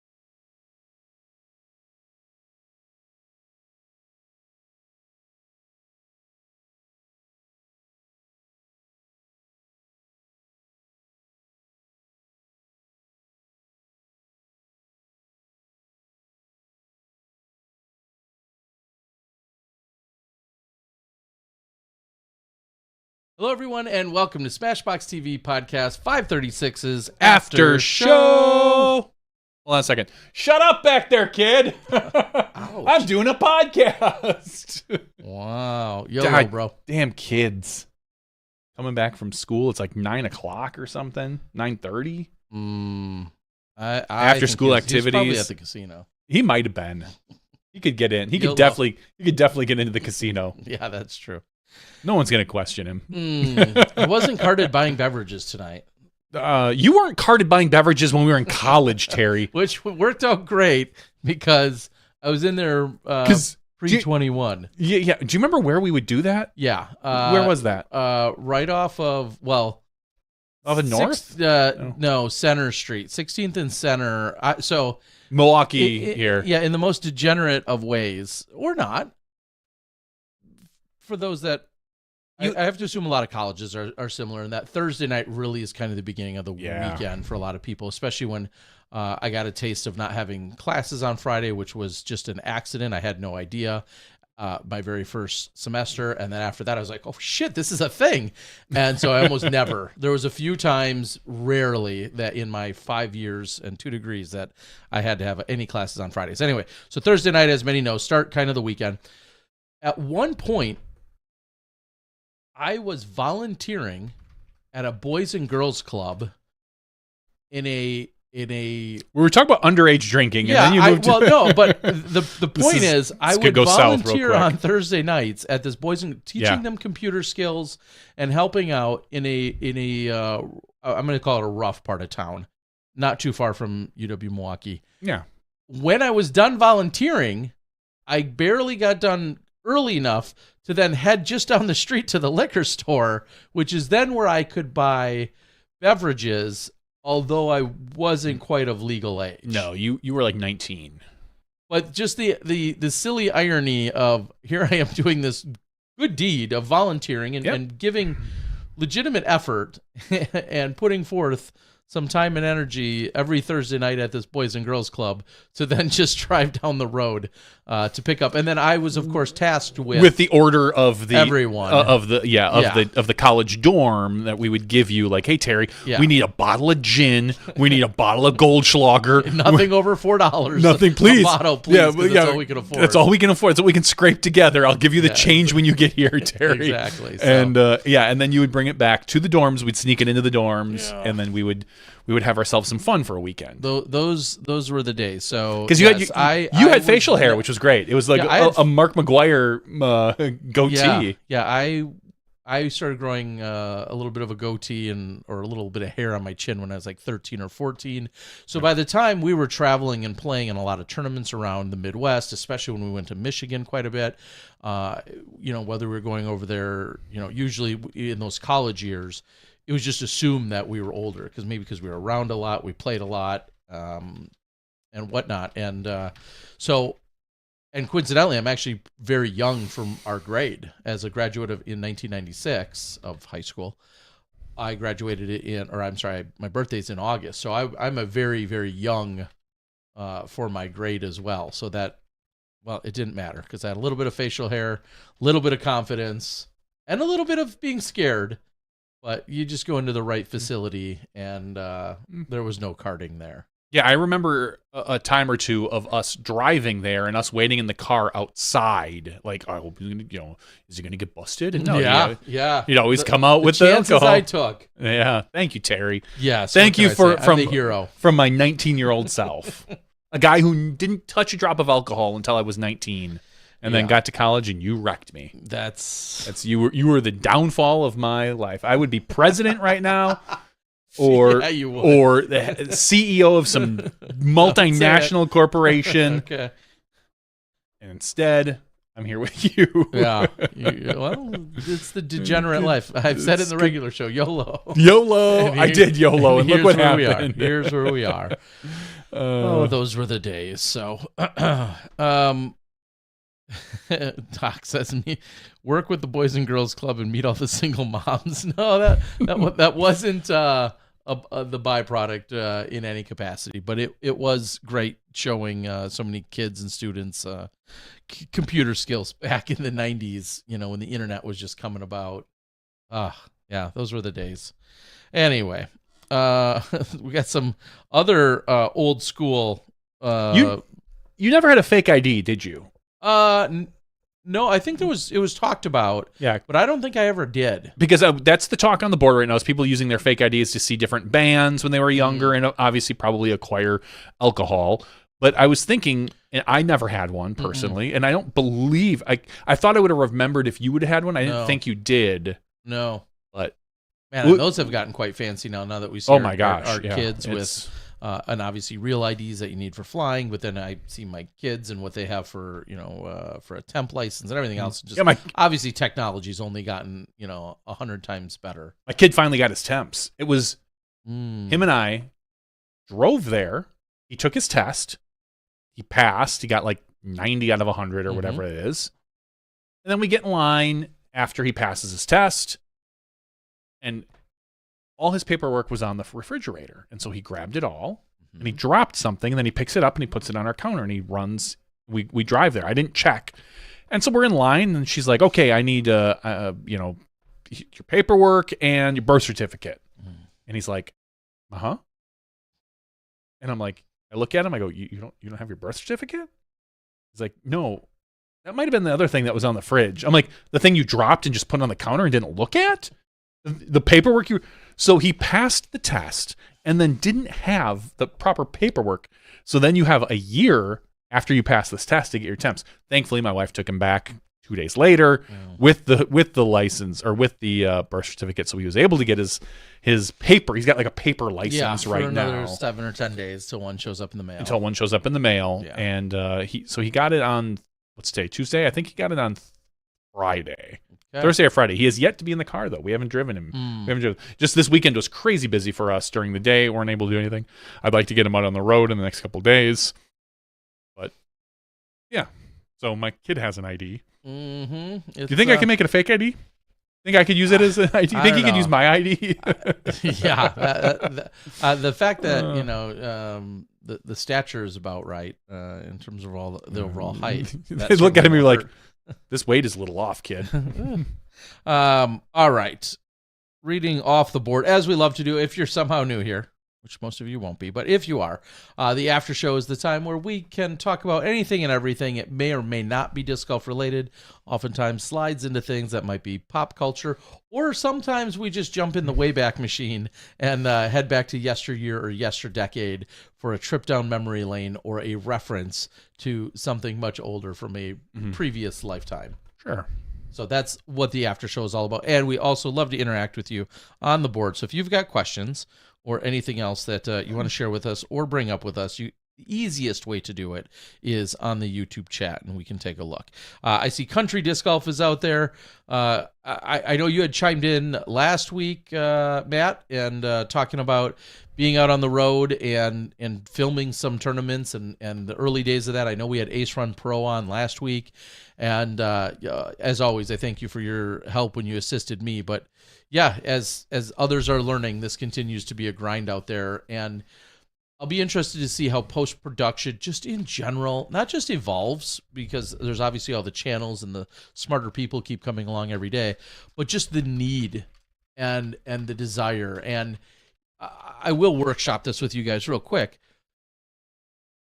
I'm uncertain if this weekend's viewership, if there's anything I can point to that's concrete. I have a lot of guesses, but the viewership from this weekend's event was on par with last year, but in my opinion is low. And I guess low relative to what bar, I don't know, just kind of what I feel. I'm starting to wonder what's the best time for release? And I don't just mean time of day. I mean this upcoming weekend, for instance, I'm going to Arizona to cover Big Arm Challenge with some incredible players, lots of good players. Some of the top names include Parker Welk, who's your champion from last year, Aaron Gossage, Anthony Barella, 3 of them, Connor Rock, a handful of others, right, of these top players. Is there any detriment instead of filming Saturday and then rushing to find a way to get it out on Sunday, an incredibly heavy NFL day? Or do I hold on to the first round until Monday and the second round on Tuesday? Because it's 1 round Saturday, 1 round Sunday. I'm already thinking ahead, like, I don't know that people are watching golf on Sundays. I don't know if they are right now either, especially right now when you've got, and I understand this might be unique to some people, they've got the NFL, but I'm guessing a large portion of the people who watch NFL are probably in fantasy. And this is like playoffs for fantasy football. And that might not have anything to do with anything, but people are maybe more intently watching. I would say half your league is. The other half is probably given up by now in most leagues. But you might be right. And Sunday might not be the time. Now, again, if you're going to drop it Sunday, it has to be at like 7:30 a.m. Because if you can get it out before California or Eastern? either one. It doesn't really matter because it kind of does. Well, no, because NFL starts at like 10 to 10:30 on the West Coast. And I only say that because if you release something that's too early that people aren't watching, then it also doesn't trigger or hit a certain algorithm because it's just flat out not being watched. If it's 4:30 a.m. in California, I don't expect anyone in California to be up watching that. No, I don't think so. So time does matter. But like, go on. Take me, for instance, when it comes to my habits on the weekend. If I have time on Saturday, I wake up, get up, do whatever my morning routine is. I'll sit on the couch, and when I open YouTube, I know there are 3 channels, almost all woodworking channels, that release their stuff Saturday morning. So I know I have 3 things I'm going to watch every single Saturday. And I don't know what those are, but it's whatever video they release. Like, hey, today I'm building a cabinet or whatever that might be. So that's my routine. I'll take a look and see if it's anything I'm interested in. If it is, maybe I watch it. If it's not, I blow it off. But I will say, once NFL starts at noon here in the Central Time, God's time, the best time that NFL should always start, saying, I'm not paying attention to YouTube. I'm not watching it. I could care less if something was dropped. Yep. From more or less from noon to 6, if I'm interested in football, I'm watching that. Now I'm probably not watching that entire time. I'm doing other things around the house. Football's on in the background, unless the Packers are on, which then maybe I'll dedicate a little bit more time to focus on. If you're going to release things on a Sunday, I think it has to be pre-football. Because again, once Central noontime, best time, hits, you're out of luck. Done. Try again. So you better release that in the morning so people can watch it before football starts. If not, just wait till Monday. Just wait until Monday. Yeah, and it's funny because every channel looks a little bit different. I've logged into my channel, and they give you this fancy little graph and say when your viewers are on YouTube over the last 28 days. Last 28 days. Last 28 days. When my viewers, now this is specific to my channel. It's not going to be the exact same as what you see for a Jomez or Anthony Barella maybe, or a Simon Lizotte, but it's probably going to be similar because it's within the disc golf sphere. So it's going to be probably somewhat similar. And interestingly enough, yeah, if I'm not releasing at basically 9, 10, or 11 a.m. on Sunday, that seems to be the hottest time when my viewers are on. And this is Central Time. This is Central Time. It's either then or the next best hot spot for timing where my viewers are on, according to the Google Analytics, shows about 6 o'clock on Sunday So night. right as the the second set of games are ending, yeah, and before the Sunday night football starts. And then, interestingly enough, the next hot spot for timing is really basically Monday at noon. Sure, people are probably doing a lunch hour on Monday, maybe looking like, oh, what's on got my a little YouTube? bit of work done, and then now you're done pretending like you're working, so now you're going to go watch YouTube, whatever the case might be. But then Monday afternoon and Tuesday afternoons are the next brightest spots. Now, there's people watching all these different times, so on and so forth, but the really, we'll say, vibrant spots on this graph are showing me Monday afternoon starting around 1 o'clock to 5 o'clock, and then Tuesday about 3 o'clock to 6 o'clock. That's when my viewers are watching, as according to the YouTube analytics. I don't know what YouTube knows about interneting, but apparently them and Google know something. So that's interesting to me. In fact, if you look at it, like Monday is significantly more. And that could be because a lot of your events end on Sundays and people are just watching the final round. That could be too. Exactly. So I find it really interesting, and it just got me thinking about this upcoming weekend where it's unique in that, first of all, it's just Saturday and Sunday, and it's going to be more difficult to turn around because it's going to be more editing with more stuff going on. And then I just thought, well, wait a minute. What? Maybe I don't kill myself to try and get it out Sunday or Sunday morning because no one's going to watch it anyway, or not no one, but less people are going to watch it anyway. So this is all some random kind of behind-the-scenes stuff that I just, whether I'm officially workshopping it or giving a justification or at least a thought process, that's what I'm sharing with you here, that's what I think I'm going to attempt this upcoming weekend. And I thought just the same of this last weekend. Rather than having a release on Saturday morning, Sunday morning, and Monday morning, what if I would have just released rounds 1, 2, and 3 Monday, Tuesday, Wednesday? I think it depends on the event. That too. If it's a bigger event, maybe a more established event, I think Chain Hawk Open maybe would fall into that.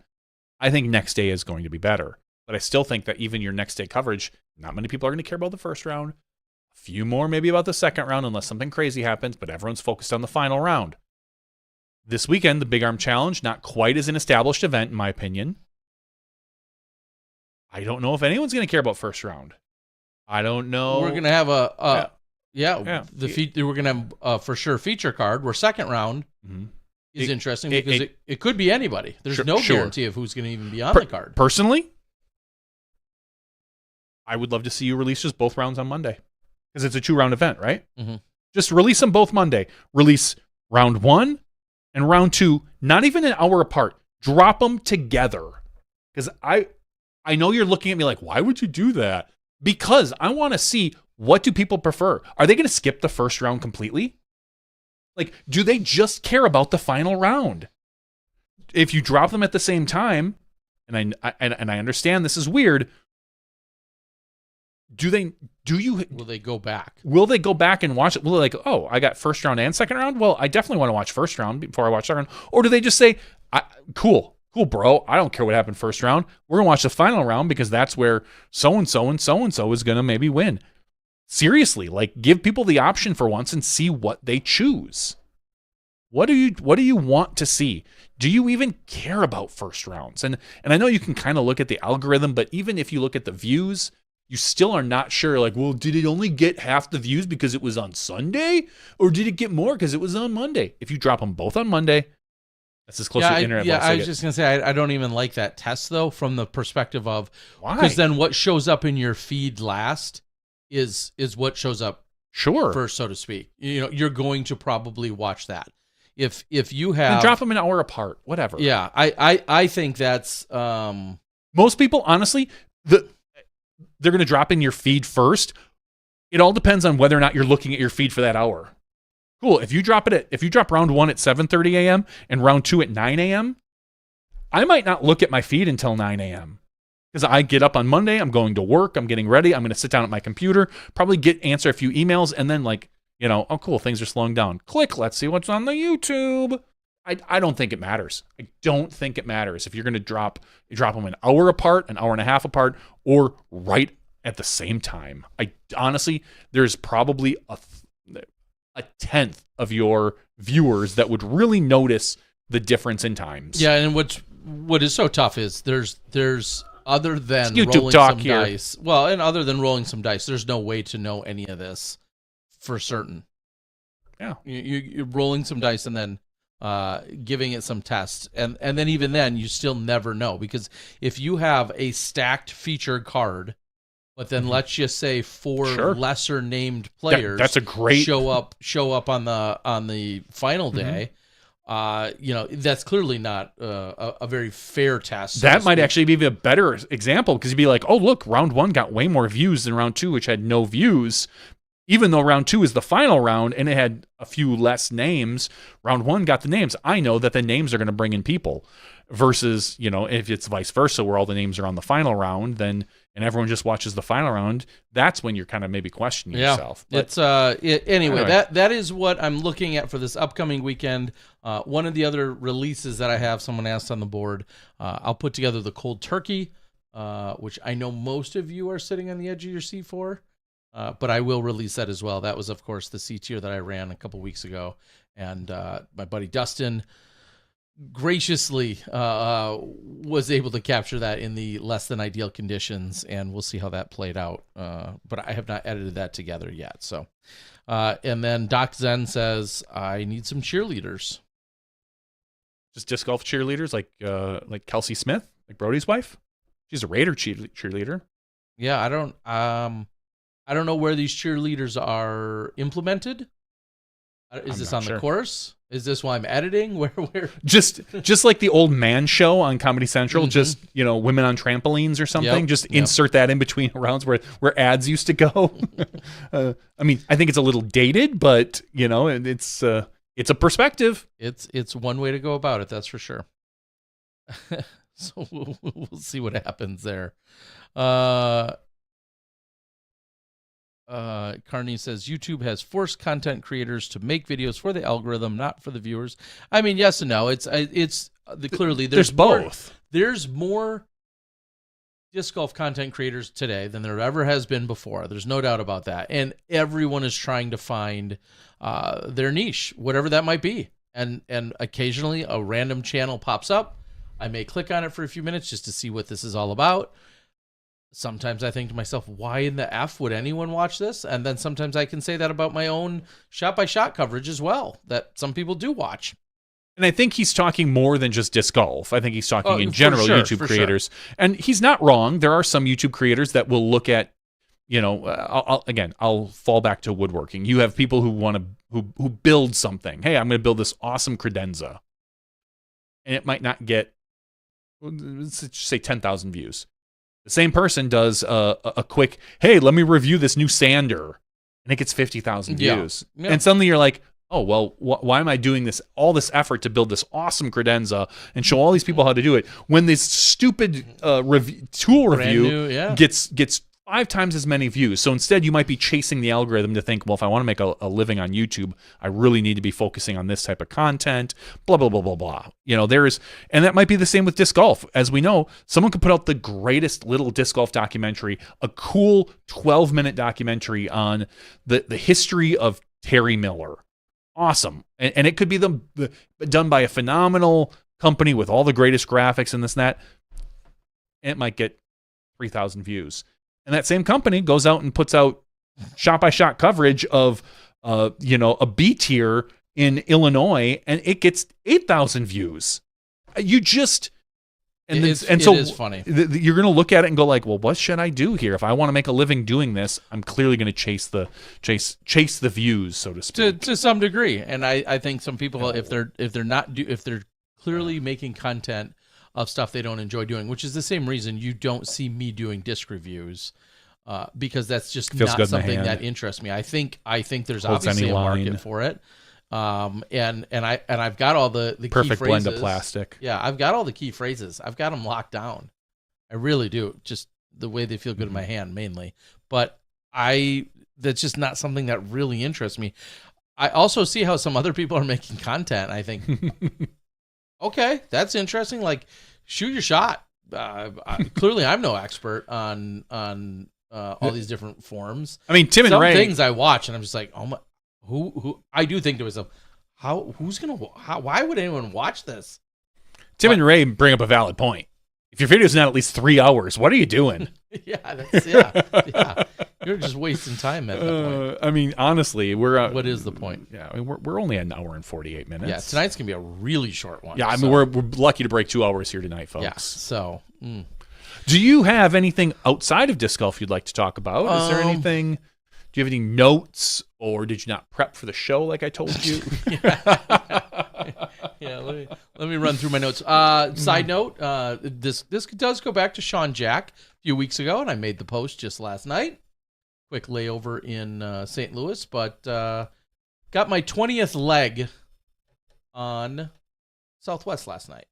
And why that's important? Because they trimmed it from 25 legs down to 20 for the 2024 year in order for you to gain A-list status. And so with with that trip last night, even though I'm taking another one in a couple days, with that trip, I earned A-list status, which... It's the only thing you're A-list on. That's true. And that may become more significant in 2025 because, as we all know, Southwest is going to... Likely to go to. Yeah. Near the end of the year, they're likely to go to assigned seating, and there's already been murmurs of A-list people like myself that will then have a few benefits that will carry into that assigned seating scenario. So I'm glad to have it locked up and secured. I know it sounds silly, but whether it's assigned seating or not, A-list is a great luxury if you are a frequent traveler on Southwest. So didn't take any special skills, just a little organizing to now be A-list there, and I think I'm silver or gold premier with United. So you're not platinum. That takes some finagling. You're not platinum, because there's times when I have to go to Bend, and I will take Southwest to get there. I will go retrieve my bags and then go with my layover, check in separately, go through security again to then use United to get me into Bend. So And sometimes I use United the whole way. Like I'm just hustling the system as best as I can to my best advantage. Wow. All while saving the most amount of money. I'm a baller on a budget. Sure, Terry. AKA cheap. So, yes. Side note, we saw Paul McBeth this last weekend playing in the skins match. How did he do? Did he make a fool of himself? Oh, it was I didn't watch, to be honest. Yeah, I mean, that's not shocking. No. The guy's barely played. He did fine. I saw an interesting comment within that particular video I released, and someone said, well, skins matches are just luck anyway. How is it any more or less luck than... I mean, you can get lucky or unlucky in the sense that a hole maybe should push. Somebody makes a 35-footer. You're expecting Joe Schmo next to you because you're already out of that hole. And, you're expecting one of your fellow card mates to make the 15-footer to push to the next hole. That could be considered lucky or not unlucky that maybe somebody let you down. But at the end of the day, being a good disc golfer is never going to hurt you in a skins match, right? There's no disadvantage to being a really good disc golfer. And unless it's worse shot. So I did find that comment relatively funny. Now, I can see how things go different and could go awry. Oh, sure. But I mean, if you say, well, I got unlucky because I played 8 great holes, but the 9th hole is where I didn't play well. Well, that's not unlucky. That you just didn't play well there. And you maybe didn't win that skin. I don't know. But he played pretty well. It was very fun. It was a very laid-back atmosphere with a little bit of crowd or player interaction. Coincidentally, it was the most viewed video I had of the weekend. Well, it's got Paul McBeth in it. But it also released Friday morning. Put Paul McBeth in all your videos. Even on the thumbnail, just put him in there. Even when he's not there. Yeah, even when he's not there. Just say Paul McBeth isn't in this video. And as long as you mention his name and put a picture trip of him. That algorithm. That's trigger. right. The question is he still tripping those triggers? Was that him or yeah, just it was. Did the format no, it was and him. The release day help a lot? It was him. I'm going to spoil it for you, Terry. Dude, it was him. You are such a fanboy. Yeah, total fanboy. You think it's him? I think it's him. I did follow up with him and asked if he had anything specific that maybe he would want to share or have shared on the show tonight.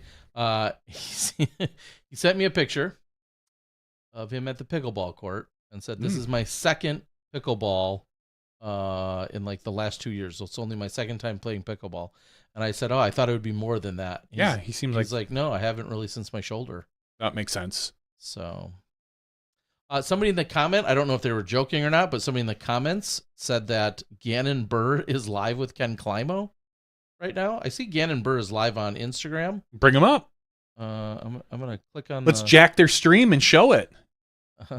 Yeah, we'll just put it on ours and then put Paul McBeth in the I did see a post of someone saying, I understand why network TV is dying. And they said, my kids are watching a YouTube live of a TikTok live of a person streaming Taylor Swift's last concert from a Jumbotron.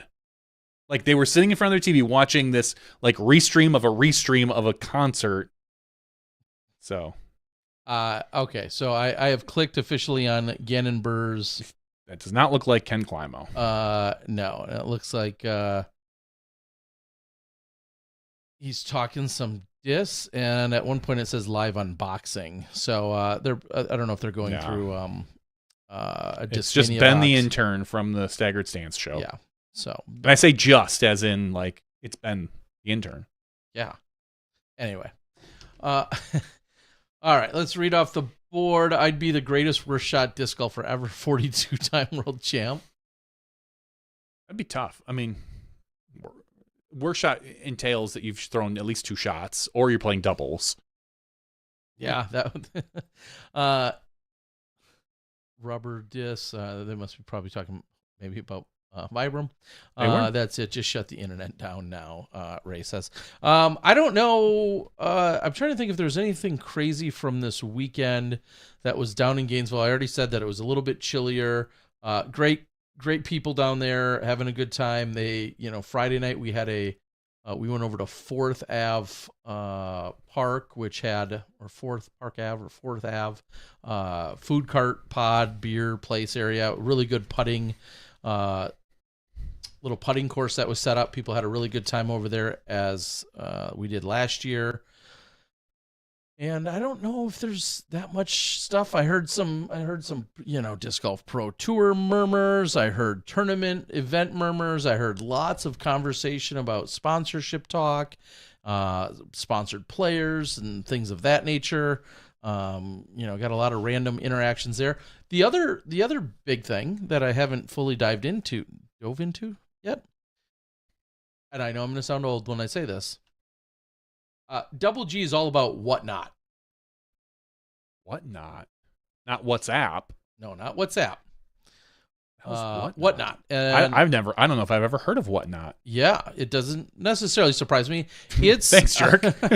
Well, it for lack of a better phrase, I feel like it's a short-term eBay-like bidding selling page for individual users.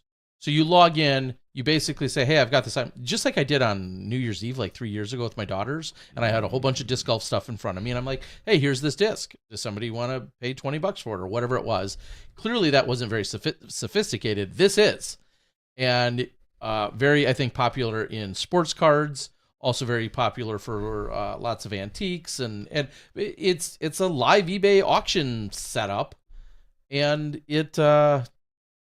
Double G said that he's been on there with a lot of cards lately and with some discs, and that he's really enjoying it. And I think his phrasing to me was, "You'd be so good on there. You just like talk to people and read comments live. Like you'd kill it on there." Yeah. I'm like, oh, it'd be kind of fun to talk about the disc, and obviously you set it up. I think you set a time in which it ends, and then people just swipe, and they're committed then to making the purchase. They're placing their bid, and then it's over. Those are all over at a certain time.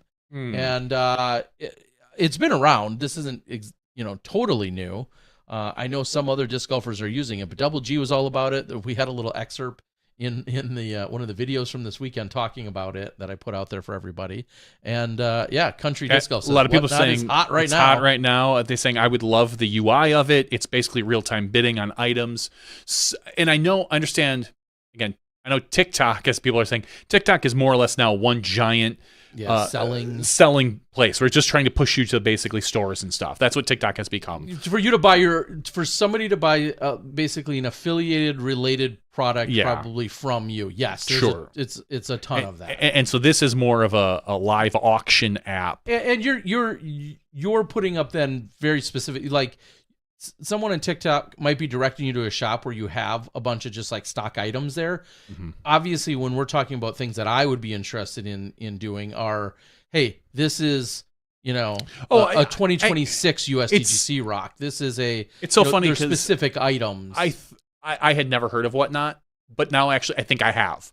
I think I've seen advertisements for Whatnot, and especially for cards and stuff is what is cards and antiques, memorabilia, anything collectible. Sure, collectible stuff. Collectible stuff. And then I think there's a way that I can even integrate it or tie it also right into my YouTube page, so that I could alert my YouTube viewers, which obviously someone, the larger your channel size, I think the bigger success you may have getting it off the ground. And so I'm excited to dabble in it as an idea. I created an account, and that's as far as I've gotten so far. So that might be popping up. Let's do it tonight, Terry. I got discs over there. We'll try to sell like a used Eagle from 1998. Yes, a DX Eagle. A DX beat up Eagle that people are just dying for now. Country Disc Golf says it's like 6 years old now.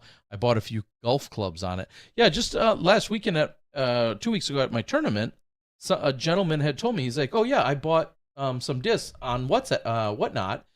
He goes, I bought them from such and such retailer who I knew, who's on the other side of the country. Sure. And all I thought to myself is, oh, you got those really cheap from him. That doesn't sound great for the seller. So clearly, having a larger base, having, more and more people watching is going to be better for the seller and worse for the actual buyers, depending on what's being offered. But I also wouldn't want to go out there and be like, hey, I got this whole new box of Frisbees. Each one has, and I know you can start it at a minimum, but each one's worth roughly at least $25 a piece, and then you're letting them go for $7. Like that would backfire. I could see that not being good. But anyway, long story long, I'm going to be playing with the Whatnot app, and Double G can show me all his ways. All right. Someone says Terry is going to use Whatnot to thin his massive disc collection. Yeah, that isn't. I don't know how much I'll be like myself. I don't know how much I'll be thinning of it, but there's nothing about you thinning. At a certain quantity of discs, yes, any reduction would be a good idea. So that will need to happen, and I like it. Terry makes enough on Whatnot to buy another island. Yeah, right. That would be funny, but not true. Need to take Whatnot out of my barn. Got golf clubs and comic books. Oh, just like go to your barn and then like kind of start going. Oh, yeah. Terry, do you sell lots of discs in a box this time of year? I'm shocked. Well, I guess it's like everything. There's this weird non-pattern or cycle. I'll sell literally 1,500 boxes in a week, and then for the last 4 days, I haven't sold a single box. I don't get it, because I know discs are being shipped everywhere. They're obviously being recycled, which I'm good with. If I went out of business because everyone just recycled boxes for the rest of their lives, I'd be okay with that. I really wouldn't care. I wouldn't get any more made up, and I'd be totally fine with that. I don't think that's going to happen, but I'd be okay with it. It's just weird, because then, yeah, all of a sudden I might, in the next 2 days, I might sell 600 boxes. Usually I sell them in 100 count packs, and maybe I'll sell 600 in the next 2 days. And then nobody will buy any for 2 days or 4 or 6 days. And then I'll sell 1,200. I don't get it. And it makes forecasting impossible for when I'm storing and then replenishing these. So, okay. I would think this would be a popular time. More discs are probably being shipped right now than any other time of year, but maybe not. After taxes is also a really popular time. Tax returns start coming in. People are buying more Frisbees. I was just thinking, like, right now, exchanges are happening a lot right now. Yeah, there's a lot of exchanges going on, but those in general, I don't know.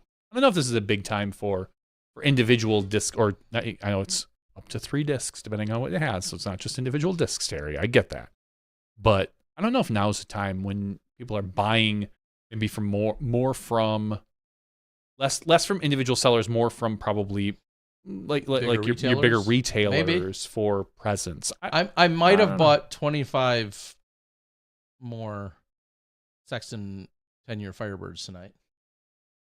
Okay.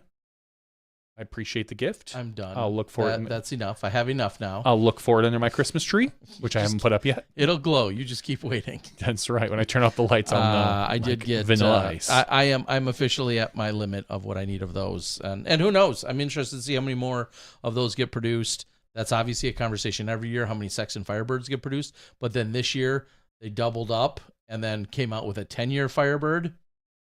Logical cash grab. And they've been a little bit more scarce in terms of those releases. I think there's been 3 drops. I've been in on 2 out of the 3, just barely missed the middle one. So if they at all remain scarce, then I'll be good. And if not, well, that's all right too. And I've supported Nate Sexton. Well, good. He can thank you next time you see him in the booth. Yes. I have guns, but this state requires background checks. Yeah, that's probably a good thing. Ed Root says, breaking news from Gannon Burr. Isaac and Ezra will both be going to a disc golf company who sponsors big name pros. Oh, see, I knew that Gannon was wise beyond his years. Sure. So so they're basically not going to Franklin. Limited it. Terry, do you think mystery boxes are worth it?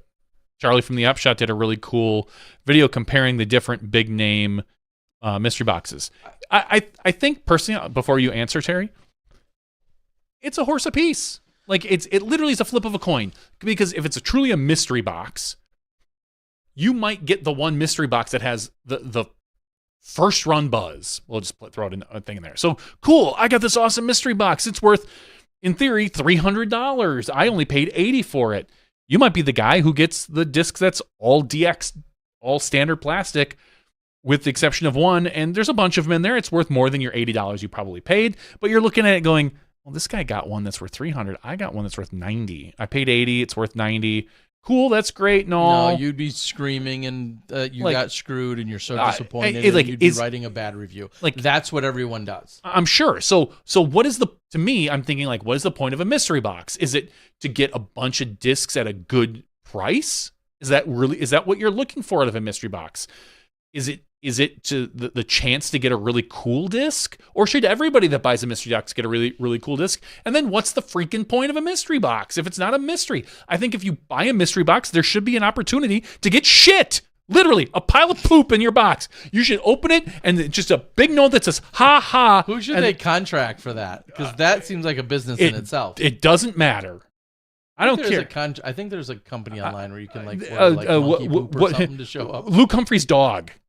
Yeah, Hogan. You get Hogan poop in your box. Like, cool, I got some Hogan poop. Somebody would probably like that. I'm just saying, like, you should literally, if it's a mystery box, you should have the option. If you buy it for, let's just say $50, it has zero in it. It's an empty box. They saved money by not shipping you a damn thing. And that's how mystery boxes should work. Like, you're guessing.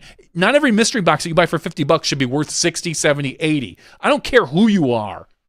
Like, give me the opportunity to get squat. I'm gambling at that point. Yeah, you are. I'm just saying.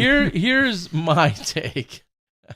I'm not going to send you poop in a box. Johnny might. I will. Not. If I ever release mystery boxes, you can guarantee there will be one.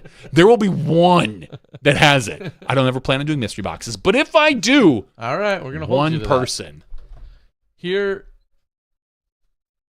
the biggest problem with them is the managed expectation. And you kind of just hit on it, which is, are you buying it because you're excited about throwing or having some unique disc that may or may not be the most popular or whatever? Or are you buying it because you exclusively are treating it like a guaranteed lottery ticket? As in, you're for sure getting $50 worth on a $50 box. Like, that's a given. You're always getting, that's what people per someone's standards, you're always getting retail value. It's people getting rid of stuff. Yeah, you're going to get that.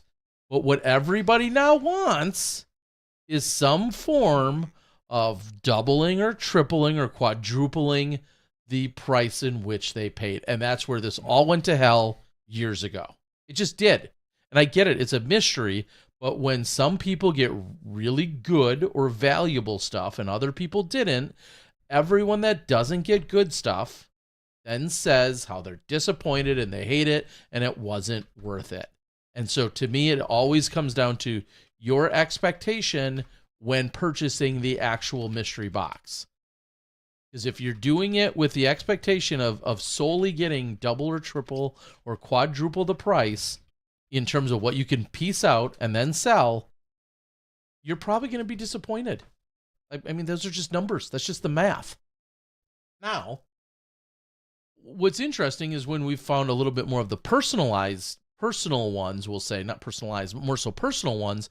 I feel like Adam Hammis, although I don't know all the details of his, and I'm not a spokesman for him, Adam Hammis and Paige Pierce specifically, those two, I feel like came out with mystery boxes in the last couple of weeks. And Adams, I think, was a week ago tonight, actually, or, a week ago last week, whatever. And he sold through like 100 boxes in an hour or 20 minutes, whatever it was. And he had a ton of really good discs that most people would call really good discs, and he scattered them in every single box. So everybody was guaranteed basically something that should be of significant value. Ooh. Yeah. There was no Adam Hammis dog poop in any of them. That's dumb. He should put like one antler. He's a hunter. Just drop an antler in there. An antler. So that's what I can say. And yes, is it a chance for companies at the end of the year to get rid of overstocked items? 100% it is. That I don't think has ever changed. It's just a matter of which ones then said, hey, we're going to go extra and we want to give you something new or unique or slip in some really valuable things in there. But to me, I hate it. I'm so sick of it. And I've offered them. I'll continue if somebody, if somehow there's like a good format for it. But if you are exclusively doing it because you feel like you're entitled to triple up on your investment, then you're going to be disappointed. And I feel like that's what's ruined the whole concept of that. It does a little bit. What I honestly feel like mystery boxes should be is a majority of them, 90 to 95%, should be about the value you pay for it. Sure. Yeah. Like honestly, if you pay $50, you should probably get 3 discs or whatever. Yeah. Two premium plastic and a DX play. Cool. I made $50. I bought $50 worth of plastic. Awesome. Maybe you get maybe there's a discount in there, and that you get a 4th disc or something, and then you have a handful of boxes that have something really cool in them. Congratulations, you got the thing that's really cool. That to me is truly what a mystery box is. Again, although I would love it if like 1 or 2 boxes you just got nothing. I thought that would be funny. So, but hey, so that's how I feel about them. I'm sick of the people complaining about them. I'll say that much, because it's like, where have you been? What are you talking about? What are your expectations? That's the part that has been annoying for the last few years. And I finally have tapped out of them. This is the first year I didn't buy a Discmania mystery box. I've never bought a mystery box. Largely because I haven't opened the previous 4 years worth of them. But I just, where do you draw the line? And then eventually I'm like, okay, that's enough for me. Yeah, and I've seen some of these Trash Panda exchanges that are going online, and they're very popular, very cool. A lot of people getting some great stuff, and then every once in a while I see a post of somebody like, I got 2 really chewed up, beat up discs. And that's a random thing. And to me, I think, but actually what's kind of cool is Trash Panda has a solution for that if someone else, because this isn't all from Trash Panda, it's a lot of exchanging of people. Yeah. It's more of a disc exchange and not a mystery box, but there's some fun stuff in there. And I even saw some complaints from something of that nature of someone saying, well, and I don't know if it's Trash Pandas or someone else, but I think the agreement was that you would send at least like 1 premium disc. That was kind of the baseline that everyone should adhere to. And then some people were sending 2 and 3 and 4 and 5 discs. So naturally, when somebody didn't get 2 or 3 or 5 discs, they felt like they got screwed, when really everyone, the people were fulfilling the obligation. Just some people insisted on going above and beyond. Again, that was luck of the draw. You just happened to get somebody that was overly gracious and kind and giving, and they sent you 4 discs. You can't be online saying, hey, I got exactly what I was supposed to get, and I'm pissed off about it. And that's what I feel like a lot of people have been doing. So. Ed says, I'd buy a mystery box from SmashBox. Would you, after what I said? Would you? Would you buy one? Just saying. Really want to roll those dice. You're rolling the dice there, buddy. Rolling the dice. The question is, would that have to come with a hazardous material sticker on it by regulation? I don't know. There's only one way to find out. I mean, I'm just saying. All right, patreon.com. Let me be very clear. I may offer mystery boxes. I will not adhere to Johnny V's mystery box standards. No. If you ever see me offering them, they could be legit. I've set them up at tournaments. I think that's great. Here's 5 boxes. They're all $50. You're getting at least $50 worth of value out of them. Some people have taken advantage of that. I think that's great. But, I will not adhere to the Johnny V protocol of delivering you poo. Or an empty box. One or the other. One or the other. I'm just saying. All right. Patreon.com/SmashBoxxTV. Never Empty is our giveaways. Every single week, we give away a disc. Or something else. Or it's something else. Sometimes shirts. Yeah. If we've got the right stuff for you, we've given away jerky. Number of other items. Hats I've given away. Never body waste. We've never given away any body waste. Does jerky count? That's not body waste. I mean, it's not waste because it's okay. Theory. So anyway, SmashBoxxTV, patreon.com/SmashBoxxTV. Tonight we're going to give something away. We have 118 people eligible for our giveaway, Terry Miller. And what number should I generate tonight? Great question. I wanted to say 3, but I didn't know how we'd get there. How about, here it is. It was the Chainhawk 13. We're going to add the 1 and the 3. We're going to get to 4. Wow, we're going up to 4. Okay, the 4th number we generate, the first number is 92. The second number is 72. The third number is 20, my favorite number. And the 4th and final number... 68. is 111. Not even close, Terry Miller, like normal. We're back to where things should be. I sorted them by email address tonight, so 111 is... It's Tim Courts. No way. It is. Tim Courts, you win. One of our most active Sorry, Smashies. Ray. Sorry, Ray. I know there's going to be a little bit. Tim, congratulations, you win. You are welcome to tell us to send it to Ray. I'm just putting that pressure on you, or you can keep it for yourself. It's like let's make a deal, Monty Hall style. Let us know. Tim Courts, congratulations on your win. We will get something to you. You are TYIM. That's in your email address. So that's why. Love it. Number 111. Wow, that is awesome. And right here on the board, even more exciting. Oftentimes, I message people and I say, "Hey, I need to get your address. If you didn't know already, you won." And they'll say, "I didn't get to the episode yet," or "I just downloaded it and I was going to listen to it on my way to work tomorrow," whatever the case might be. But right here on the board, Tim, yeah, you say no way. I say yes way. You are the winner. Yeah. I know. I offered it. Tim says, no way. He's not giving it to Ray. Sorry, Ray. You will continue to wait. Ouch. You're like, Ray, right now, you're very close to Matt Damon status on Jimmy Kimmel. You're always in the wings. You're just always in the wings, buddy. Right there. All right, a little preview again Tuesday night. We may or may not have the... It's not much of a preview then. We may or may not have the Big Arm Challenge winner join us. That's a possibility. We'll see whomever that may be. We may or may not have Miles Parkhill to talk a little bit about some Paragon sales and deals. Great. Especially if you are a tournament director, he's got some stuff that are in the works. And then I'm going to also talk to Ari over at Game Proofer. If the timing works out, that they can join us. Again, I think they're coming in from Finland or something like that. But if the time works out that they could join us, we just might be able to have them on the show. And who knows? I mean, all three of those could be scrapped, and we have somebody entirely different. Anything's possible. The one thing we didn't talk about tonight that we'll be able to kind of recap or talk about more next week is the little tease that we saw from Steve Dodge this last week. And I meant to say it earlier. Coming up in 2 days. Yeah, it's coming up on Thursday, and we saw Steve Dodge post about... If you're listening to this, it was yesterday. Yeah, there you go.